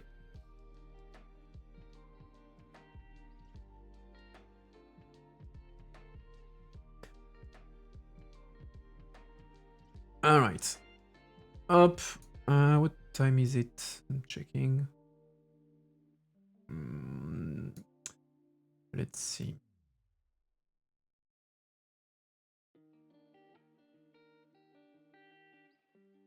Yeah, okay, so we agree. Maybe the frozen fund turn you into a net contributor, but the fact that you're a net contributor is because you're doing bullshit, and so Orban is doing bullshit, and funds get frozen. I've yet to see that data. Given that like there's what 18, 20 billion that have been frozen, plus 10 billion that might be frozen again. Let's see. Let me check. Annual contribution EU budget Hungary. Like how much is it? Yeah. Wait.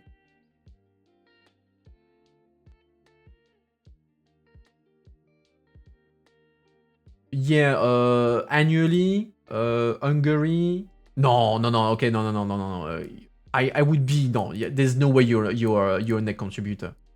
Like, your contribution to the budget is less than 2 billion euro per year. there's no way you receive less than 2 billion euro even with all the frozen funds. There's no way, because you still get Erasmus, you still get Horizon, you still get like plenty of things. So there's no way you receive less than 2 billion euro per year. So no, there's no way. There's no way you're a net contributor.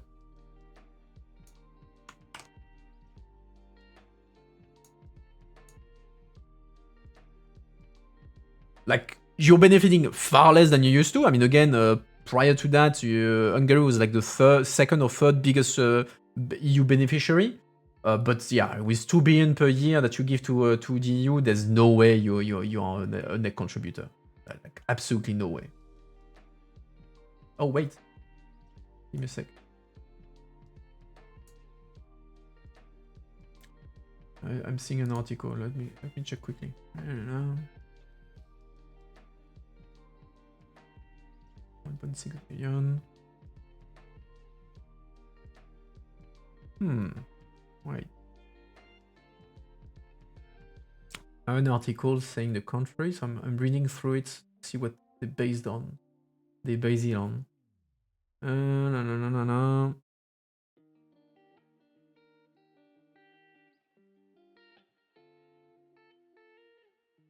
Yeah, the percentage of VAT is counted as own resources, so it doesn't count into the contribution. So it's like that's not part of it.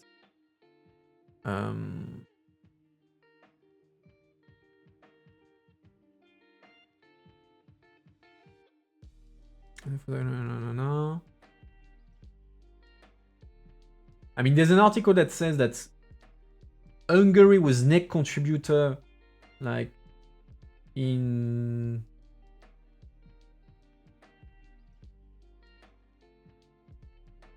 Wait, I lost the thing. It was still a net contributor because of the frozen fund, like 2/3 of the year in 2025. But since they were still receiving funds for another 3 months, that was not a given that by the end of the year they would still be net contributor.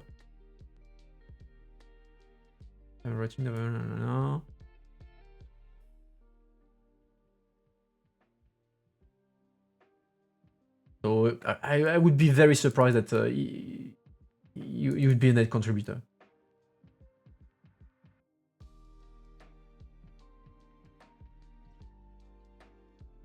You count it as such, or then I mean that you decide to count it like that. That's your problem. In terms of EU law, that's not a national contribution. So, I mean, if you decide politically to count it as the Hungarian contribution, count it as the Hungarian contribution, legally that's not the Hungarian contribution. The Hungarian contribution is the one based on the PNB, etc., etc. Like the part of the VAT, it's own resources. It's passed through the national budget, but it is not like part of the national contribution.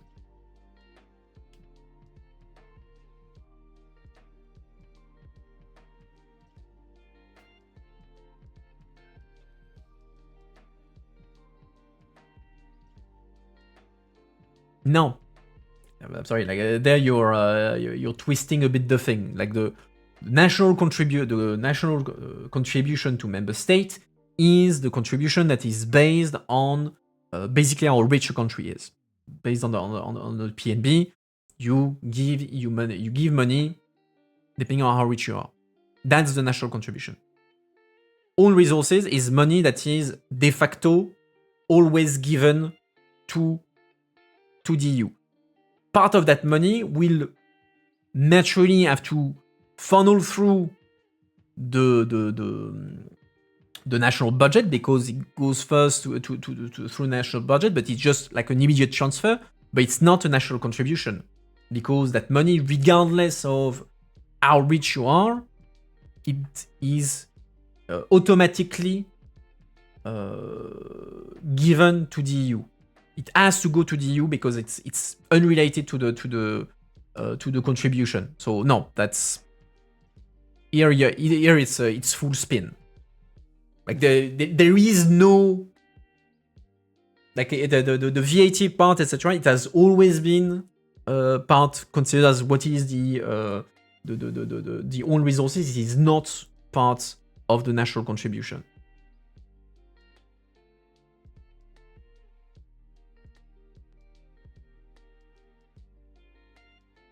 Even if, you're right, it goes through the national budget, because the VAT is paid first to the national budget, and then that goes straight to it.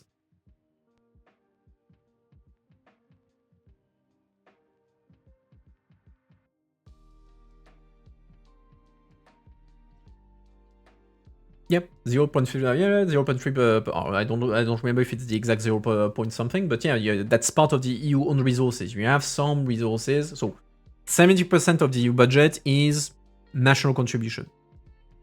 Member states writing a check every year based on how rich they are, basically. 30 remaining percent are what you call collectively, let's say, the own resources. You have part that is like the taxes that EU employees pay to the EU budget. You have part of the VAT. You have some things related to customs, some specific taxation on some products, etc. So all that collectively is called the own resources. A good chunk of that money goes through member states, in the sense that the VAT is paid first, it goes first in the coffer of the member states, and then it's redirected to the EU. But it is not a national contribution.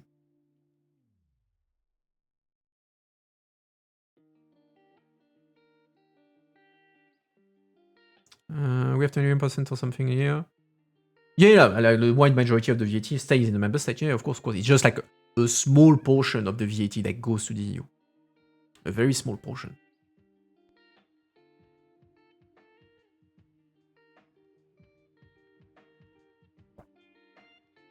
Let's continue. Up.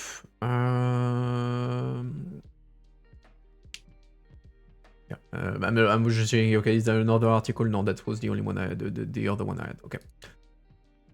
Let's go. So, nobody can blackmail us. Leaders excoriate, I always struggle with that word, excoriate Orban's veto as he tests EU limits. The Hungarian leaders ups the rhetoric ahead of an April election, pushing the limits of EU rules close to a breaking point. Antonio Costa sees his authority challenged in the biggest test yet as European Council president. Fury over Viktor Orban's decision to veto the European Union 90 billion loan to Ukraine burst into the open on Thursday as leaders castigated one by one in the harshest terms yet the unacceptable behavior of the Hungarian Prime Minister. The condemnation was led by Antonio Costa, the usually mild-mannered president of the European Council, whose authority is being directly challenged by Orban's disruption. The leaders took the floor to condemn the attitude from Viktor Orban, to remember that a deal is a deal and all the leaders need to honor that word, Costa said at the end of the summit, venting months of frustration over the antics of the Hungarian. Nobody can blackmail the European Council. Nobody can blackmail the European Union institution, which again, is proven to be wrong. It told reporters after being questioned by Euronews, insisting that the loan will be paid out as agreed last December. Still, Orban doubled down on his veto. Separately, Costa praised Ukraine's effort to repair the Druzhba pipeline and allow an EU-led inspection on site in line with demands by Hungary and Slovakia just days before the summit, although I don't know how that evolved normally, so actually it's Hungary and Slovakia that proposed first to have this inspection. Ukraine finally accepted to do it. I'm not sure on the experts there. Because initially, so there's a whole thing on who the experts are going to be. And like I think the idea was that there would be EU experts, Hungarian experts, and Slovakian experts. But I don't know what Ukraine accepted in the end. I think it would make sense that it's all three, but I'm not certain right now. So, but that was one part of the fight on who the experts were going to be. Despite the fact that President Volodymyr Zelensky said he was personally against reinstating transit of Russian oil through Ukraine as the war continues.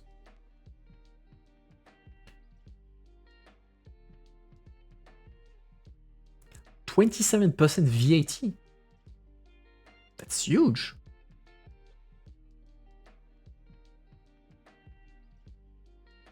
Like most VAT I know were like between 20 and 25.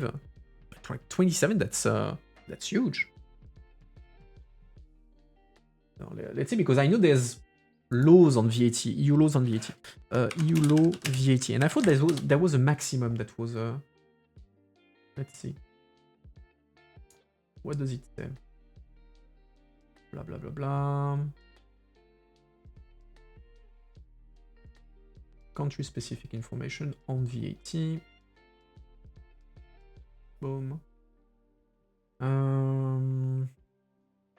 Are you telling me something interesting, Council? No. Are you telling me something interesting there? List of national authorities. EU database.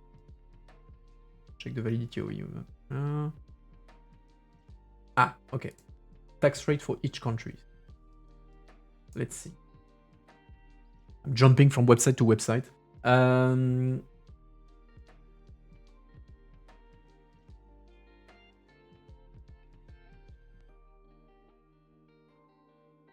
Let's see if that works. No, that doesn't work. So when you have to go into databases, it starts to be a nightmare. Let's see. I can't see a maximum or a minimum. Annoying. Oop. I always thought there was a maximum.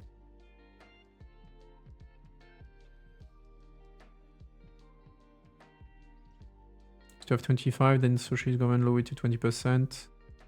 Okay. VAT rate. Come on, I'm gonna make another search. VAT rates EU.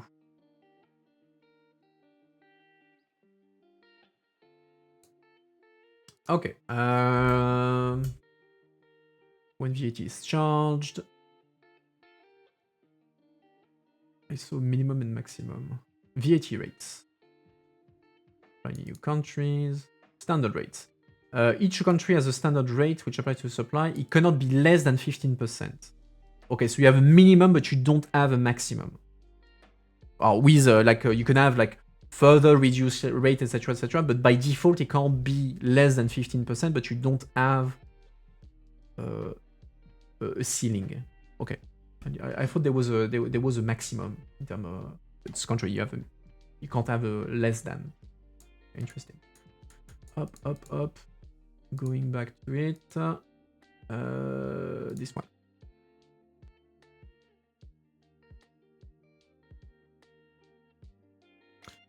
Sorry, VAT rate is 27%, the highest in the EU. Okay. They also reduce. Yeah. The reduced rate, like there's plenty of reduced rate for many things. That's the existence of reduced rate is something that exists in all member states. It's also controlled by the EU law that says, okay, in what circumstances you can have the reduced and super reduced rate, etc., etc. So there's a whole thing about that. But okay, I didn't know there was no. I thought there was a maximum, but apparently no. There's only a floor. All right, where was I? Orban insists that Ukraine has purposefully sabotaged the pipeline to orchestrate an energy crisis ahead of the tight election on April 12th. Zelensky says the allegation is unfounded, but has also lashed out in public at Orban in multiple occasions.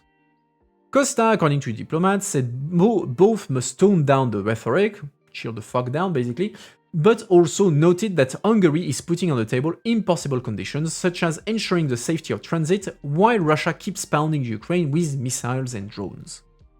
This is not acting in good faith when you put a condition that neither the European Union nor the member states can ensure, Costa said.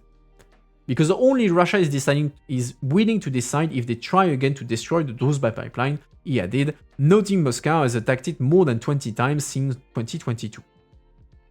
And of course, it is not the responsibility of Ukraine, the Commission, the European Council, or any member states.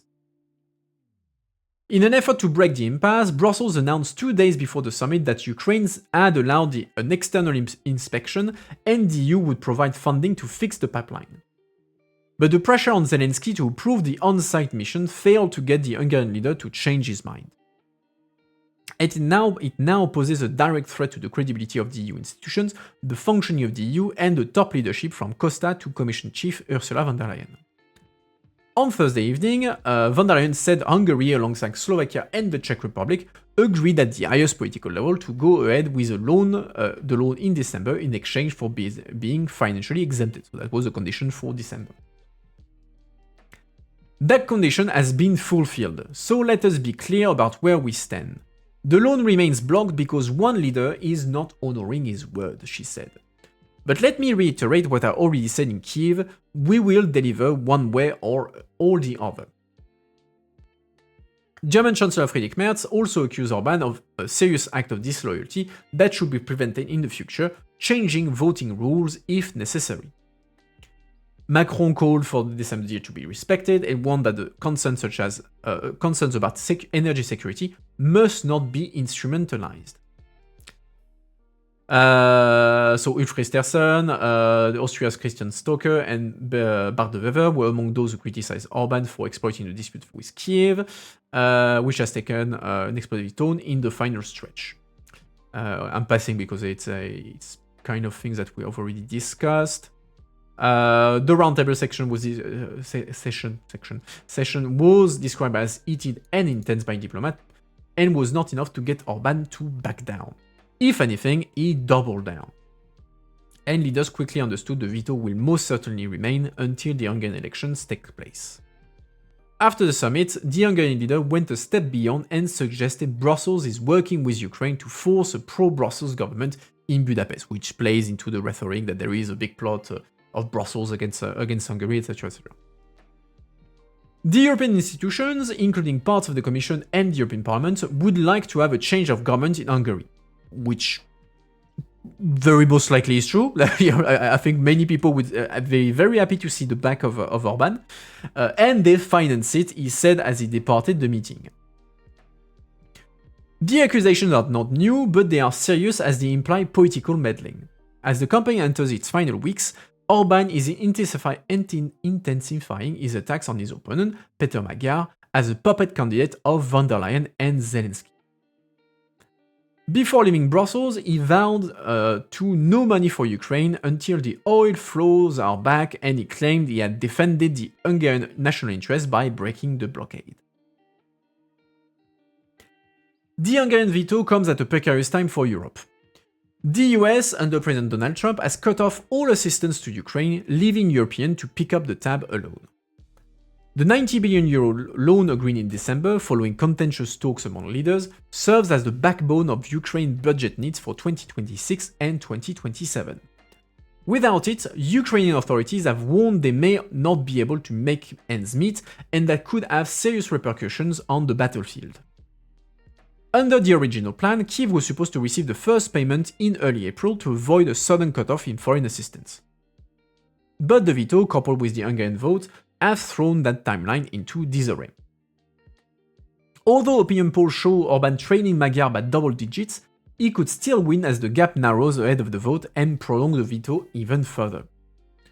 To make matters more difficult, Slovak Prime Minister Robert Fico, whose country is also connected to Druzhba, has warned that he will continue the blockade if Orban loses the election and the pipeline is not repaired. The dispute poses an exceptionally complex challenges for Brussels, which is caught between safeguarding energy security for member states and supporting Ukraine. For Antonio Costa, the person tasked with ensuring that decisions taken by EU leaders are upheld, Orban's defiance threatens to undercut his authority. It's completely unacceptable what Hungary is doing, Costa said on Thursday, and this behavior cannot be accepted by the leaders. All that to say, everything is stuck until the Hungarian election on the 12th of April. Sorry, I just need to check that. Okay. Any questions on that before we move on to our final topic, which is energy security? which was obviously a topic of discussion during the summit because of the war in Iran. Checking something quickly. All right, nothing else. Let's move on. Boom. All right. So, background. As you may have known by watching the news, there's a few things happening in Iran with the US and Israel bombing the country, and Iran in retaliation bombing Israel and a bunch of countries around the area and threatening to block the Strait of Hormuz, which is a choke point just in front of Iran, where you have 40% of the world oil trade that goes through there. So the threat of blocking the Strait of Hormuz is obviously a big deal for oil prices around the world, triggering concerns that we may have a return of an energy crisis if the conflict continues. And so that's obviously crept into the Leaders Summit on Thursday. I don't know why I'm cold now. Usually I'm super warm when I do the stream, but now I'm cold. It's terrible. The streamer is going into hypothermia live. Let me pull back the sleeves. Plus I'm out of tea, so I can't even, and the tea is cold anyway, so I can't warm myself really. Terrible times. Terrible times. All right. So Iran war turns EU Leaders Summit into an energy showdown. Thursday's debate on power prices could have ripple effect that lasts for years. I'm feeling the old shortage already. No, because the irony is that, it's gas here in Brussels, but also like I never used the heating in my flat. Like I can't recall the last time I turned on the heating, because my flat is pretty well isolated, so I don't have like too much loss of heat, and also like I'm kind of warmed by the flat above and below me. So even in winter, like I don't turn on the heating. Like when it gets very cold, like I put extra blankets and stuff, but I never like turn on the heating in my flat. Where was I? Apply. All right. Ahead of their first summit since the war erupted in Iran, the European Union leaders agreed on one thing. They need to take urgent action to stop energy prices from spiraling out of control. But governments are split on how to deal with the problem and whose job it is anyway. Some countries are demanding the European Commission take action to shield their citizens and companies from soaring fuel prices, arguing for far-reaching interventions in the EU's environmental policy and energy markets to achieve short-term cost cuts. Others are adamant that the EU must preserve its existing rulebook and focus on long-term measures to reduce the bloc's dependence on expensive fossil fuels, insisting that immediate relief measures are the responsibility of national capitals. So basically, given that we have a potential energy crisis because of the war in Iran, do we throw at the window the EU rules on carbon pricing and everything to try to drive down the prices in the short term? Or is it something that on the contrary say, well, actually the crisis is showing that we need to be less dependent on fossil fuels, so we need to maintain our environmental and energy rules because that's something that is incentivizing to increase non-fossil fuel, renewable, nuclear, and everything. And we need to keep that because otherwise, well, we're just going to fall back into the dependency on fossil fuel, and that's not going to solve anything. The debate is expected to dominate the leaders' meeting in Brussels on Thursday, with the side that wins the argument likely to shape the EU energy future for years to come. The military escalation in the Middle East is causing global instability, European Council President Antonio Costa wrote in his invitation letter to leaders. Together, we must identify the instrument we need to mobilize to ensure a timely, coordinated, and effective response that protects our citizens and our companies. There's little the Europeans can do, or are willing to do, to tackle the main reason why gas prices on the continent are up 50%. Tehran's blockade of the Persian Gulf, which was prompted by the United States and Israel bombing Iran since late February. In general, the war has seen EU governments agree that accelerating the switch to clean homegrown energy is the obvious solution to high import prices, at least in the long term. But the battle at Thursday's meeting is over whether to give the Commission marching orders to work on fixes that can rapidly bring down prices for households and industry, so short-term policy. The agreement is that the measures in terms of the energy transition, decarbonization, clean homegrown energy, is the right path to continue, said a senior EU official who was granted anonymity, blah blah blah blah blah. But leaders want to see concrete measures to reduce the prices also in the shorter term, the official added. I think here there's no secret that there are different positions on how they should be tackled. The EU executive, for its part, has some ideas. In a letter to leaders on Monday, Commission President Ursula von der Leyen largely passed the buck to national government, suggesting they make use of existing EU rules to unleash subsidies and cut electricity taxes. A proposal for EU-level measures tend towards longer-term solutions, promising legislative action for the efficient use of power grids, financial aid for energy-intensive industries, and steps to prevent the bloc's carbon price from spiking. For countries preferring to focus on the longer term, that's the right approach. Some of the initiatives being taken on the European level will help for the medium and longer term to speed up the energy transition, which is the only real solution to this. Dutch Climate Minister Stentje van Veldhoven said in an interview. But for shorter-term measures, it's more up to the national government to assess what's most appropriate.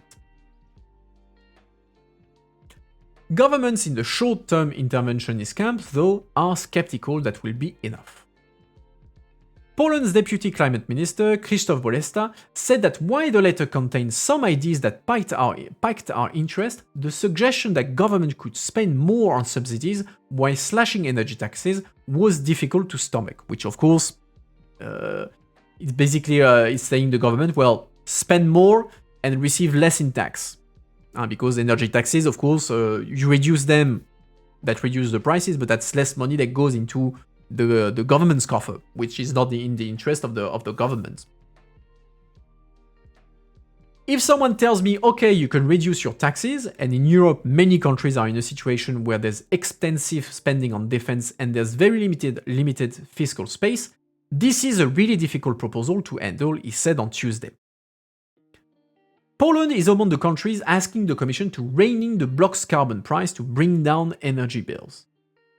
The emission trading system, the ETS, which requires factories and power plants to pay for their planet-warming pollution, accounts for around 11% of the average European energy bill, far less than levies or the actual cost of energy. So the ETS is the backbone of the EU climate policy. It's been in place for like 20 years now. And it's basically a principle of polluters pay.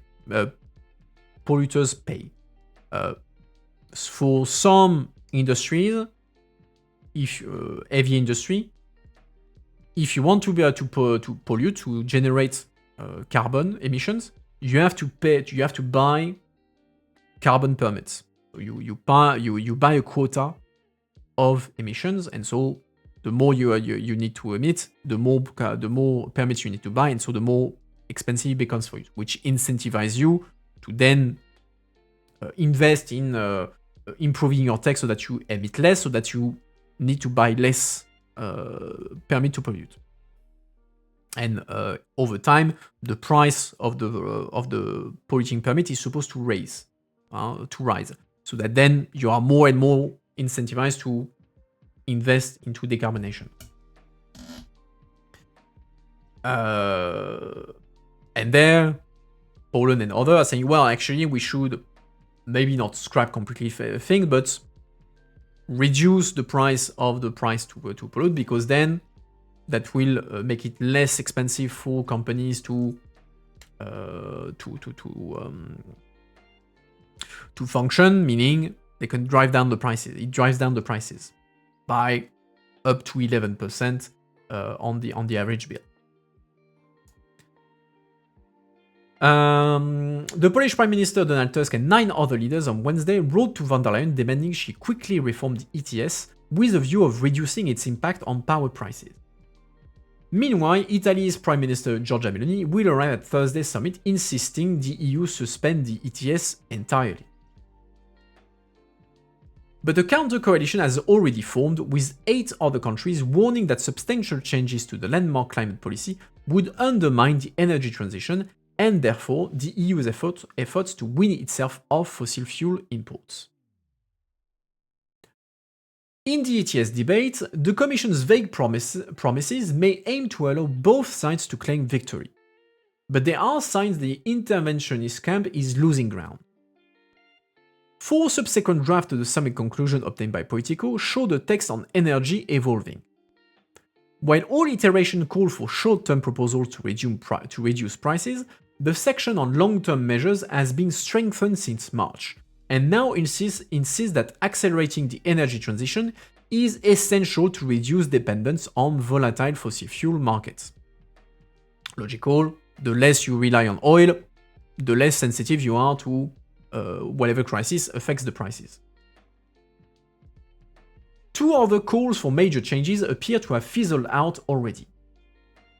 Austria and a handful of other countries had advocated a reform of the EU's electricity market design, under which expensive fossil fuel effectively set the wider electricity prices. So basically, that's the pricing system in the EU, is that the prices of energy is decided by the price of the latest energy sources required to fulfill demand. I explain. So, in electricity, you generate it by gas, coal, nuclear, renewable, oil. All these energy have different costs to operate.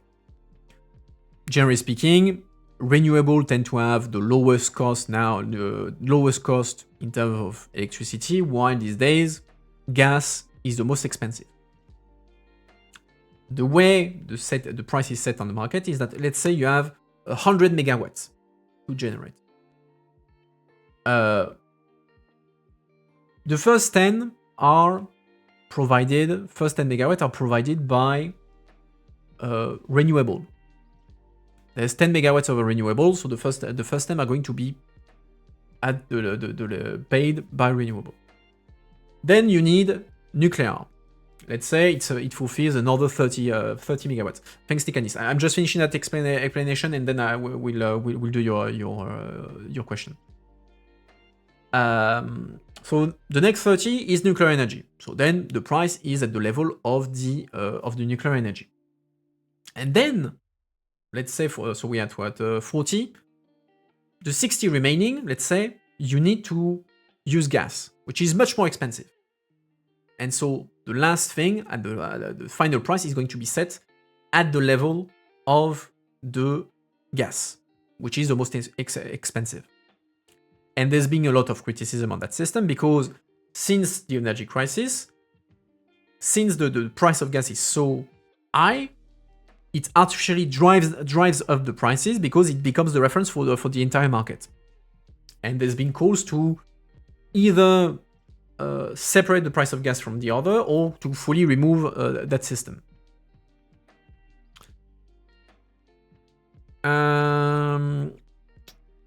Okay, first I'm doing Tikanis and then I'm answering that question. Okay, Tikanis. So, let's do the quiz.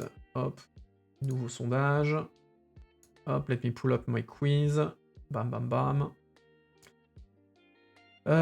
We are in the English database. We are going to do question number boom, boom, boom, 144. Scroll, scroll, scroll, scroll, scroll. 144, where are you? 144, you are here. Ah, that's a long one. That's going to be a pain. It's a question about Italy. Okay, let me do this. Give me a sec. I need to set that up.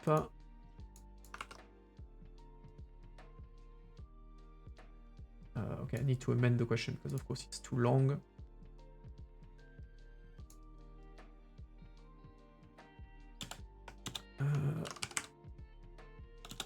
Yeah, I need to amend the thing.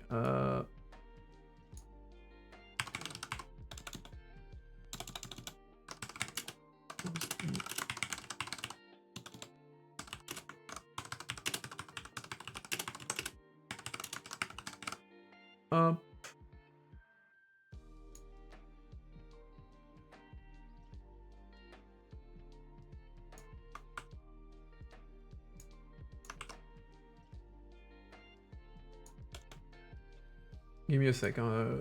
Just need to set up the thing.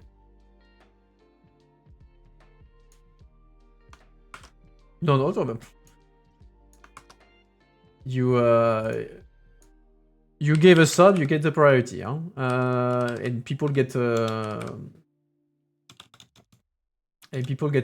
quiz, so you know everybody wins.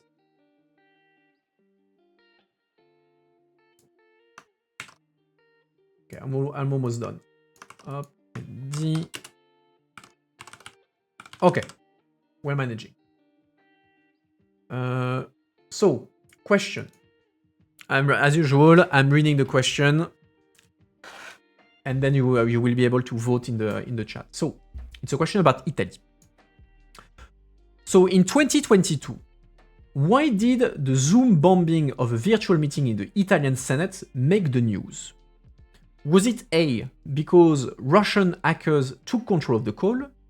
B, because a comedian impersonated a senator for the entire call? C, because porn was displayed during the call? Or D, Rick Astley Never Gonna Give You Up was blasted on repeat? So why, up you can vote, you have 1 minute.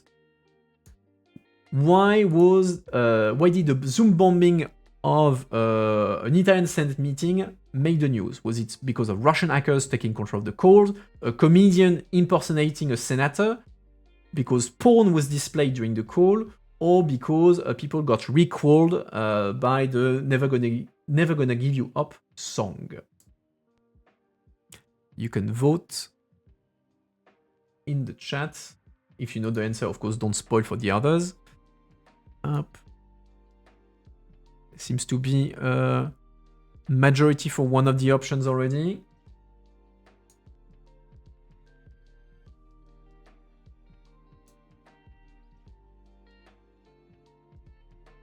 You had to choose, so you chose the funniest answer, okay.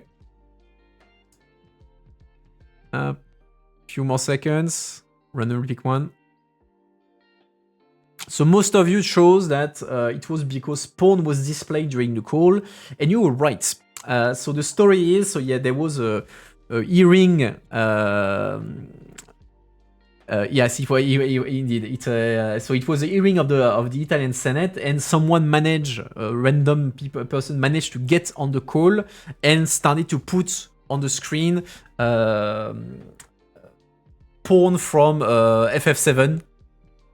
Which of course created a bit of an issue and forced the early end of the call and made the news back then. There is porn in FF7. There is porn about FF7 on the internet. It has been heard. It's been heard before, yeah. So yeah, that was your. Yeah, Rule 34. Yeah. So yeah, that was your random quiz of the day, sponsored by Tikanis. Thanks again. Square Enix could have complained. Yeah, they could have. They could have. I mean, it's on Zoom, so not really, but. All right. What were there was a question. Scroll. So even after the end of the arène, the electricity prices still made like this. Alors.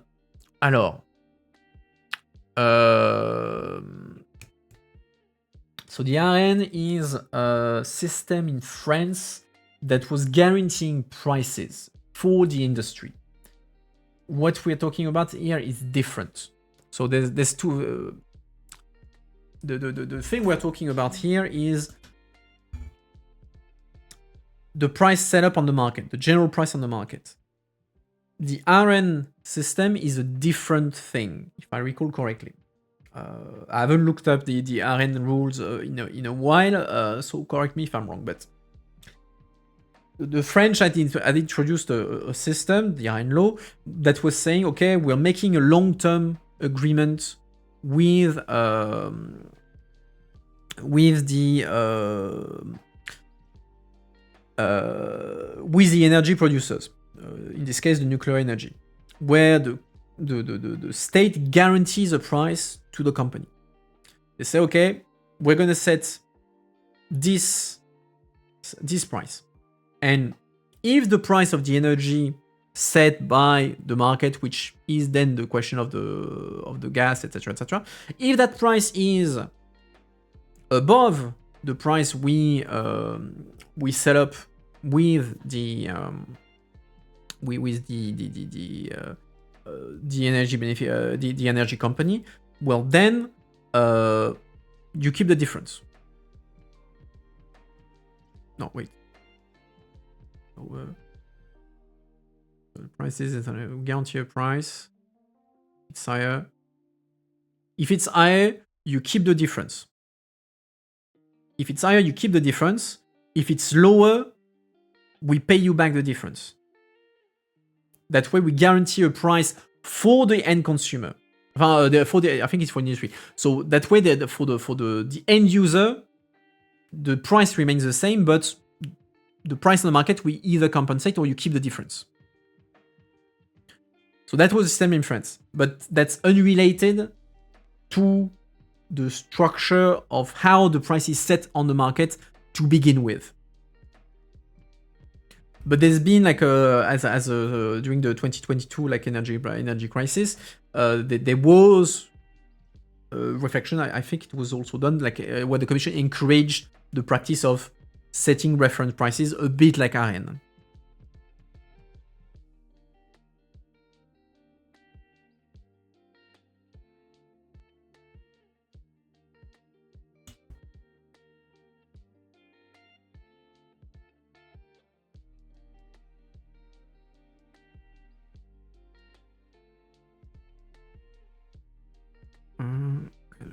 Let's scroll down because I have a message. No, AREN, I think is a French initiative initially.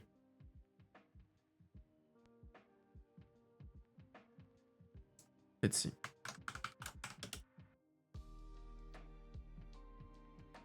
Blablabla, ouais, c'est un système français.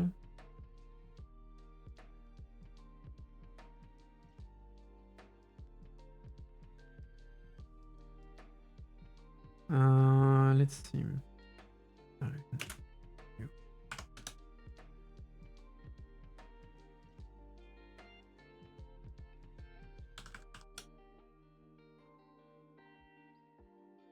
Yeah, I think there was actually they had a problem with the EU had a problem with AREN because the Commission saw that as state subsidies. And so the Commission was not very favorable on this, and say, yeah, actually you're doing state subsidies for your for EDF, for your national energy company, so that's not really really good, and so that's why they had to transition to a new system that was more compliant with EU rules.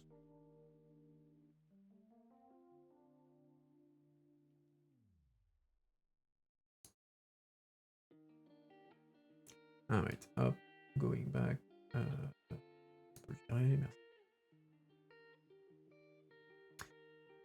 All right, let's continue. Where was I in my article? Okay, we read that. Okay, but at an EU ambassador meeting on Friday, Vienna's speech landed with a thud. TUI officials told Politico. Earlier, 7 countries had warned Brussels not to meddle with the current design, as doing so could undermine investment in green energy. Another idea, yeah, because ironically, the current system that sets the prices, like the highest costing energy set the prices, it is actually a very good business for energies that cost less. Why? Because let's say that you are operating renewable energy or nuclear energy.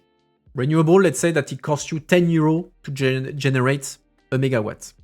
Nuclear, it would cost you 15 euro. But the energy prices on the market, being set by the most expensive one, is set by the gas. And gas, the price of it is 50 euro. That means that since the entire price on the market is 50 euro, because that's the highest price, that means that if you are an renewable energy producer, well, then your energy that costs 10 euro to produce, you sell it for 50. So you make automatically a 40 euro added value profit on your sale. Nuclear, you sell it for 15, you do 45, 35.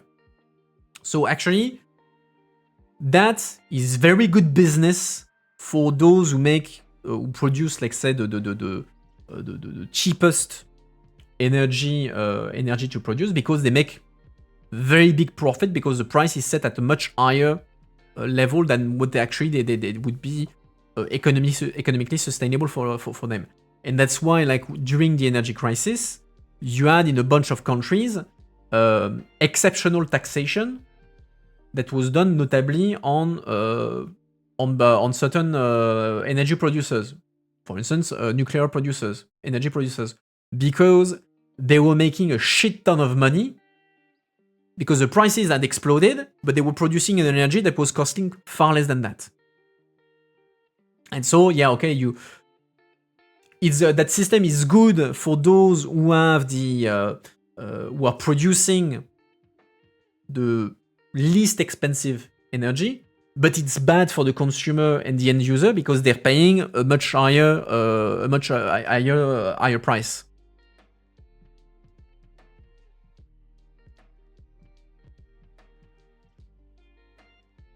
No, you're right. This is I'm simplifying. Yes, it's not the highest prices overall. It's the prices of the latest power station that needs to be switched on. You are right, but which is always fossil and always gas. You are right. It's not objectively the highest prices on the market. It's the highest energy required to be mobilized to fulfill a particular demand. But I simplified there. Which is indeed these days always fossil, and given the explosion of the price of gas, that's the one that sets the prices.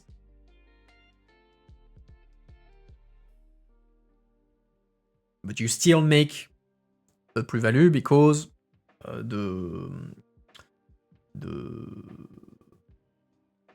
price is the same for everyone.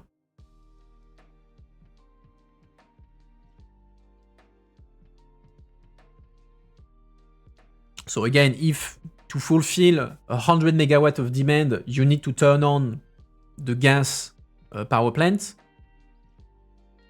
that's the price of the gas energy that are going to be defined for the entire 100 megawatt. So that's that's how nuclear renewable make their pre-value on this.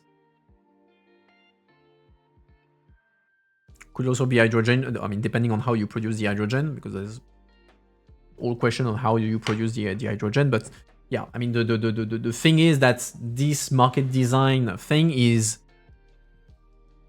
you could argue, is an incentive for more investment in lower costing energy because you can make a much bigger plus-value, but it's bad for the end users because in a context where you have one energy that's as heavy, there's a big difference in terms of energy prices. That's not good for the end user because it artificially keeps the prices very high.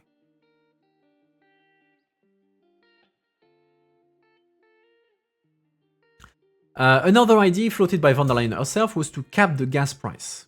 But the suggestion drew swift pushback from industry and several countries, in particular Germany. In Mondays later, von der Leyen struck a more cautious tone, merely pointing out that some governments had made use of price caps in past crises. I don't think that it is very likely that we should see any real long-term structural changes agreed at this point, said one senior national energy official, granted anonymity to disclose details, blah blah blah. On both the ETS and power market design, the blocking group of member states is actually too big to move on these two topics, the official added. Small adaptations are, on the other hand, already on the table. So don't expect the big revolution. And spoiler, well, there was no big revolution, just small changes proposed. Up. All right. Final article on the topic and final article of the day. Then we can discuss and conclude. All right. So von der Leyen promises ETS tweaks in days. The Commission President also floated a €30 billion ETS investment booster to help industry decarbonize. The European Commission will make a proposal to boost the bloc's carbon market reserve within days and develop a €30 billion decarbonization fund in response to pressure from EU leaders to limit the CO2 price impact on electricity bills. Commission President Ursula von der Leyen said the EU executive would work on a mix of immediate relief and structural changes to bring down high energy prices, with measures to tackle all components of the power bill, from taxes and levies to carbon costs. Two measures to tweak the emission trading system, so the ETS, which require factories and power plants to purchase a permit for every ton of CO2 they emit, will come in the next days, von der Leyen said at a press conference following Thursday's EU Leaders Summit. Sorry, starting to have my throat giving up. They include an update to the so-called benchmarks that determine how many free-of-charge permits a certain industrial sector receives and a proposal to increase the firepower of the Market Stability Reserve governing the ETS permit supply. So on the permits, you have to, so industry has to buy permit to pollute, but they also get they can also get a number of free permits.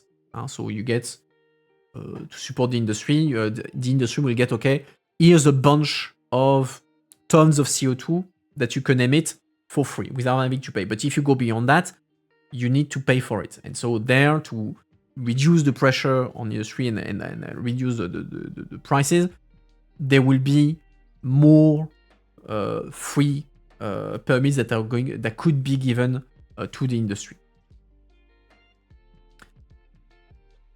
In what she describes as a medium term, von der Leyen pointed to the review of the ETS schedule for this summer, as well as the new ETS investment booster, providing financial support to industries. Notification, I need to get rid. There you go. This booster, first reported by Politico on Thursday, will have a budget of around around 30 billion, financed by 400 million ETS allowances, she said. The aim is to finance projects for decarbonization under a first-come, first-served scheme with a focus on lower-income EU countries. In their summit conclusions, leaders asked the Commission to conduct the ETS review by July 2026 at the latest, to reduce the volatility of the carbon prices and mitigate its impact on the electricity prices, while preserving the essential role of the ETS. So the side that wanted to remove ETS lost. Compared to previous draft, the final conclusions is the name of the document that you produce at the end of the EU Leaders Summit, which is basically what they agreed. It gives the political guidelines of the Commission. Okay, this is what we want you to do. The final conclusions also invited the Commission to work closely with member states to design national temporary and targeted measures to rein in high energy prices.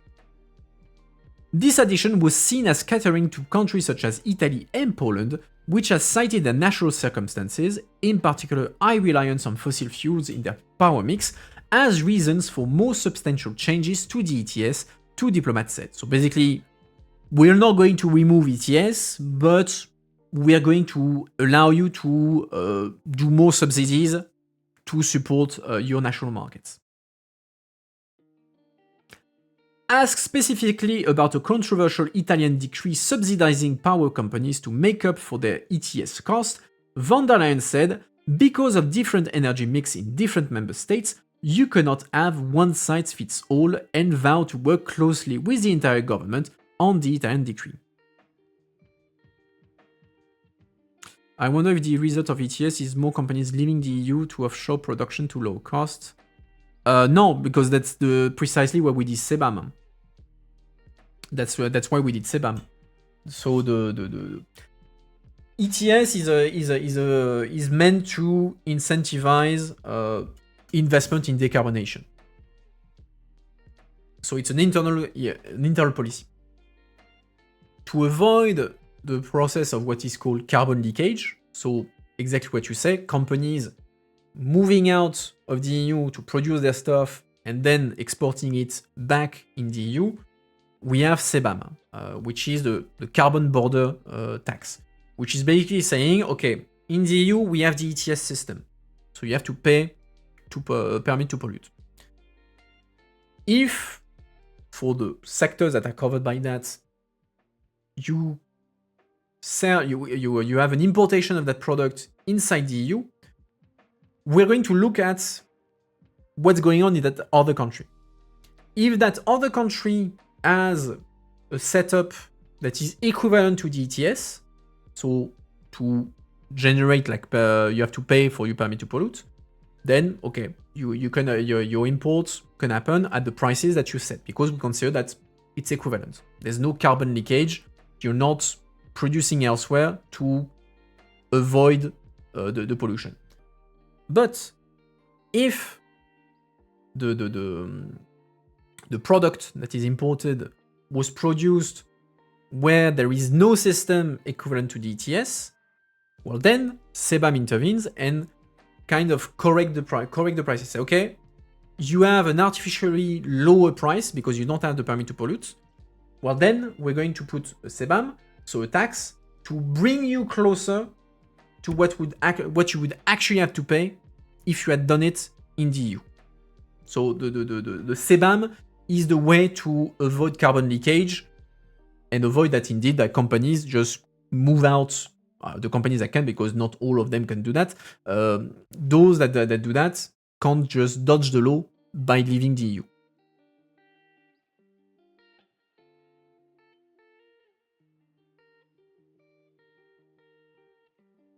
If energy costs in the EU are too high and stay competing on the world market, it makes more sense to offshore and just avoid the EU altogether.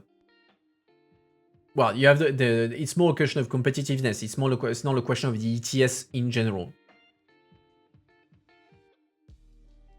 Like even without the ETS, that would still be the case. You still have high energy cost, so you will still have the interest to offshore it. And so far, like ETS is seen as a system that has been very successful in driving down in pushing for investment in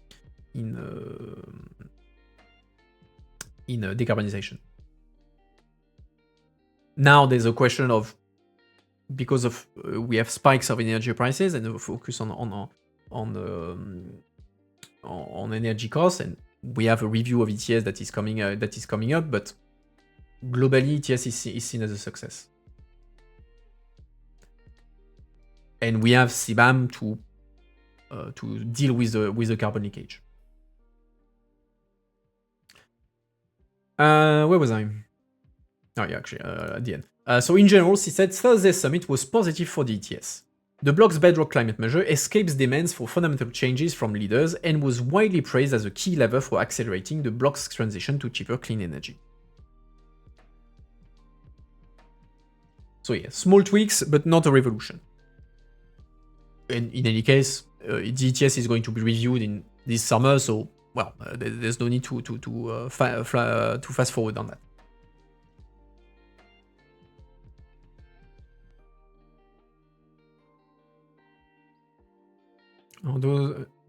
Are those decarbonization investment paying off, or are they just looking good on statistics? I'm not an expert on that, but I mean, again, ETS has been there for over 20 years. So if 20 years later, you still say, yeah, actually that works, it probably there's data backing the fact that yeah, ETS actually is something that works. But again, I mean, I guess that we'll see in July when there is a review of the ETS. We'll have all the impact assessment, all everything, where we'll see, okay, over 20 years, what was the impact, what needs to be changed, what needs to be maintained, etc., etc. All right. Any questions on that, or on any other topics, since it was the final article for today? Otherwise, we're going to conclude nicely and enjoy our weekend. Let me just open my agenda so that I can tell you when we are streaming next week. That could be practical if I need to give you a timeline. Okay, and okay. Well, looks like it's gonna be a normal week next week. Okay. So in the meantime, I can already give you the agenda. Agenda. We're going back to the classic one. So stream in English for the news review on Tuesday evening at 7, and the French news review at 5 on the Friday. So we have the classic one. We're going for the classics. Otherwise, what else do I have to tell you? What else do I have to tell you? If I want to do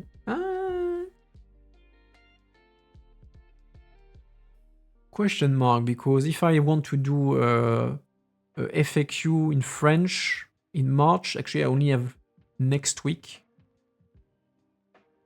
I'll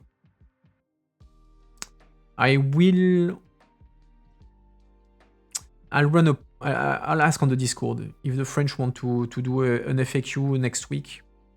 If there is an FAQ, if we do an FAQ, then it's going to be on the Friday at 5. It's going to be an FAQ, not a news review. But okay, that's between me and the French on the Discord. French municipal election round 2. Yeah, indeed. Second round tomorrow. You did them as well in the Netherlands, yeah. Yeah. We have the second round tomorrow in France with a lot of attention on Paris, notably. Will Paris remain governed by the left, or will it switch to the right? It's this weekend, the Slovenian election? I thought it was next weekend. Slovenian elections 2026. No, you're right. Tomorrow, you're right. No vote in my town. There was only 2 lists. Yeah, I mean, to be fair, in many cities, actually, there was only 1 turn, because actually, there's even tons of cities, of small villages and stuff, when you only had 1 list. So actually, it was 100% because there was only 1 list. So automatically, it was a 1 round of thing. So I think that's for actually like a good chunk of the cities in France. We already know the new mayor.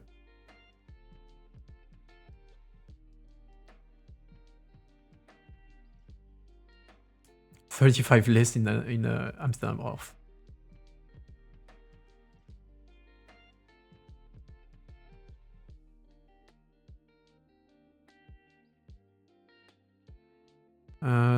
French, I love the fact that we can vote for a person of the list.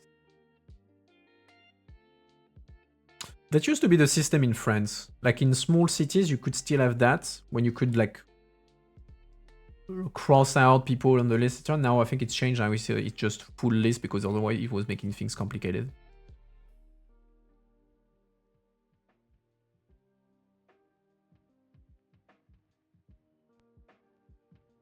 During this local election, do you have political parties? Well, only locally active. Or political parties, maybe not, because political parties tend to be national, but you do have lists that are independent from parties. Like they will be like purely local initiatives, purely local activists, etc., etc. So they're not like a political party, like an official political party, but they will be like a like citizen lists and stuff like that. That's something that indeed happens very much, especially in the smaller towns and villages, because it's not like a political political thing. Right, it's political, but it's not like a national influenced by national politics and everything. These local parties to call. I mean, that's mostly in small cities. Like in big cities, like if we're talking Paris, Marseille, etc., etc. It's the big parties that lead the way. You will have like small parties, local groups like that, but like they don't weigh as much as the big parties, because there it's the big cities, so it becomes also a national stake and everything. So like the practice of the small like local initiative, it's something more for the small cities. Like they are like they exist also in big cities, but it's nothing compared to the big parties.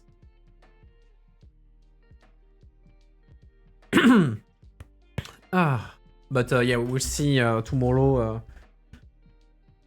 if how it. I mean, the big thing for the local election, like here in France, is that it's widely seen as something that will set up the stage for the presidential election that we have next year.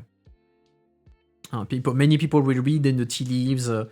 Okay, what is the result of the far right, the far left, the center, etc., etc., as it will influence the strategies ahead of the presidential election.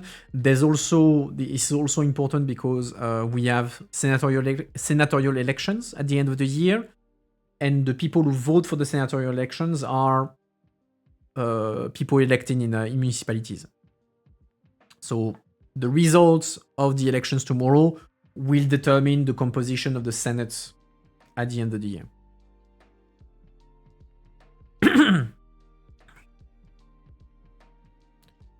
No Mélenchon versus Bardella runoff next year. Well, we'll see. We'll see. I mean, what's certain is that, well, certain, you never know, but there is a very, very, very, very, very, very high likelihood that in the second round is going to be Bardella or Marine Le Pen versus someone else. The question is, who is this someone else? And depending on who it is, can they beat the far right or not? That's the big question. But yeah, Bardella or most likely it's going to be Bardella, but Bardella or Le Pen are pretty much assured to be on the second round. Like in polls, they do like they have the biggest score. Like all the polls like show them at like something like 30-35%.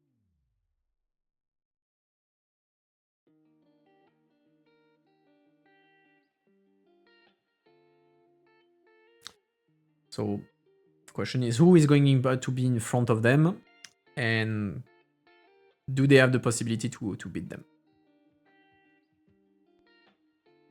Mélenchon is Eurosceptic too? Yeah. LFI is definitely not pro-European.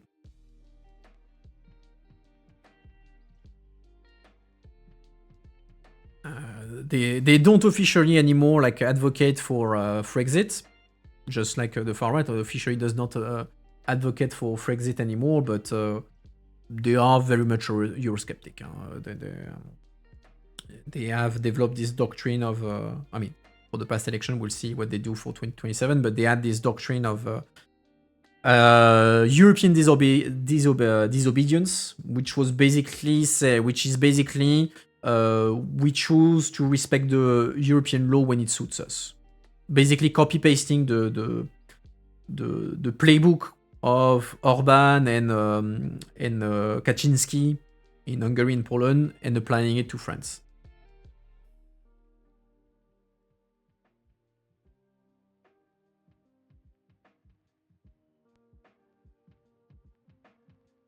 Yeah, I mean, like Tenva is saying, like we still have 1 year. Many things can happen politically in 1 year, so wait and see. Wait and see. Ugh. All right. On this note, kids, well, we did fair. Like 3 hours of stream, we've been good.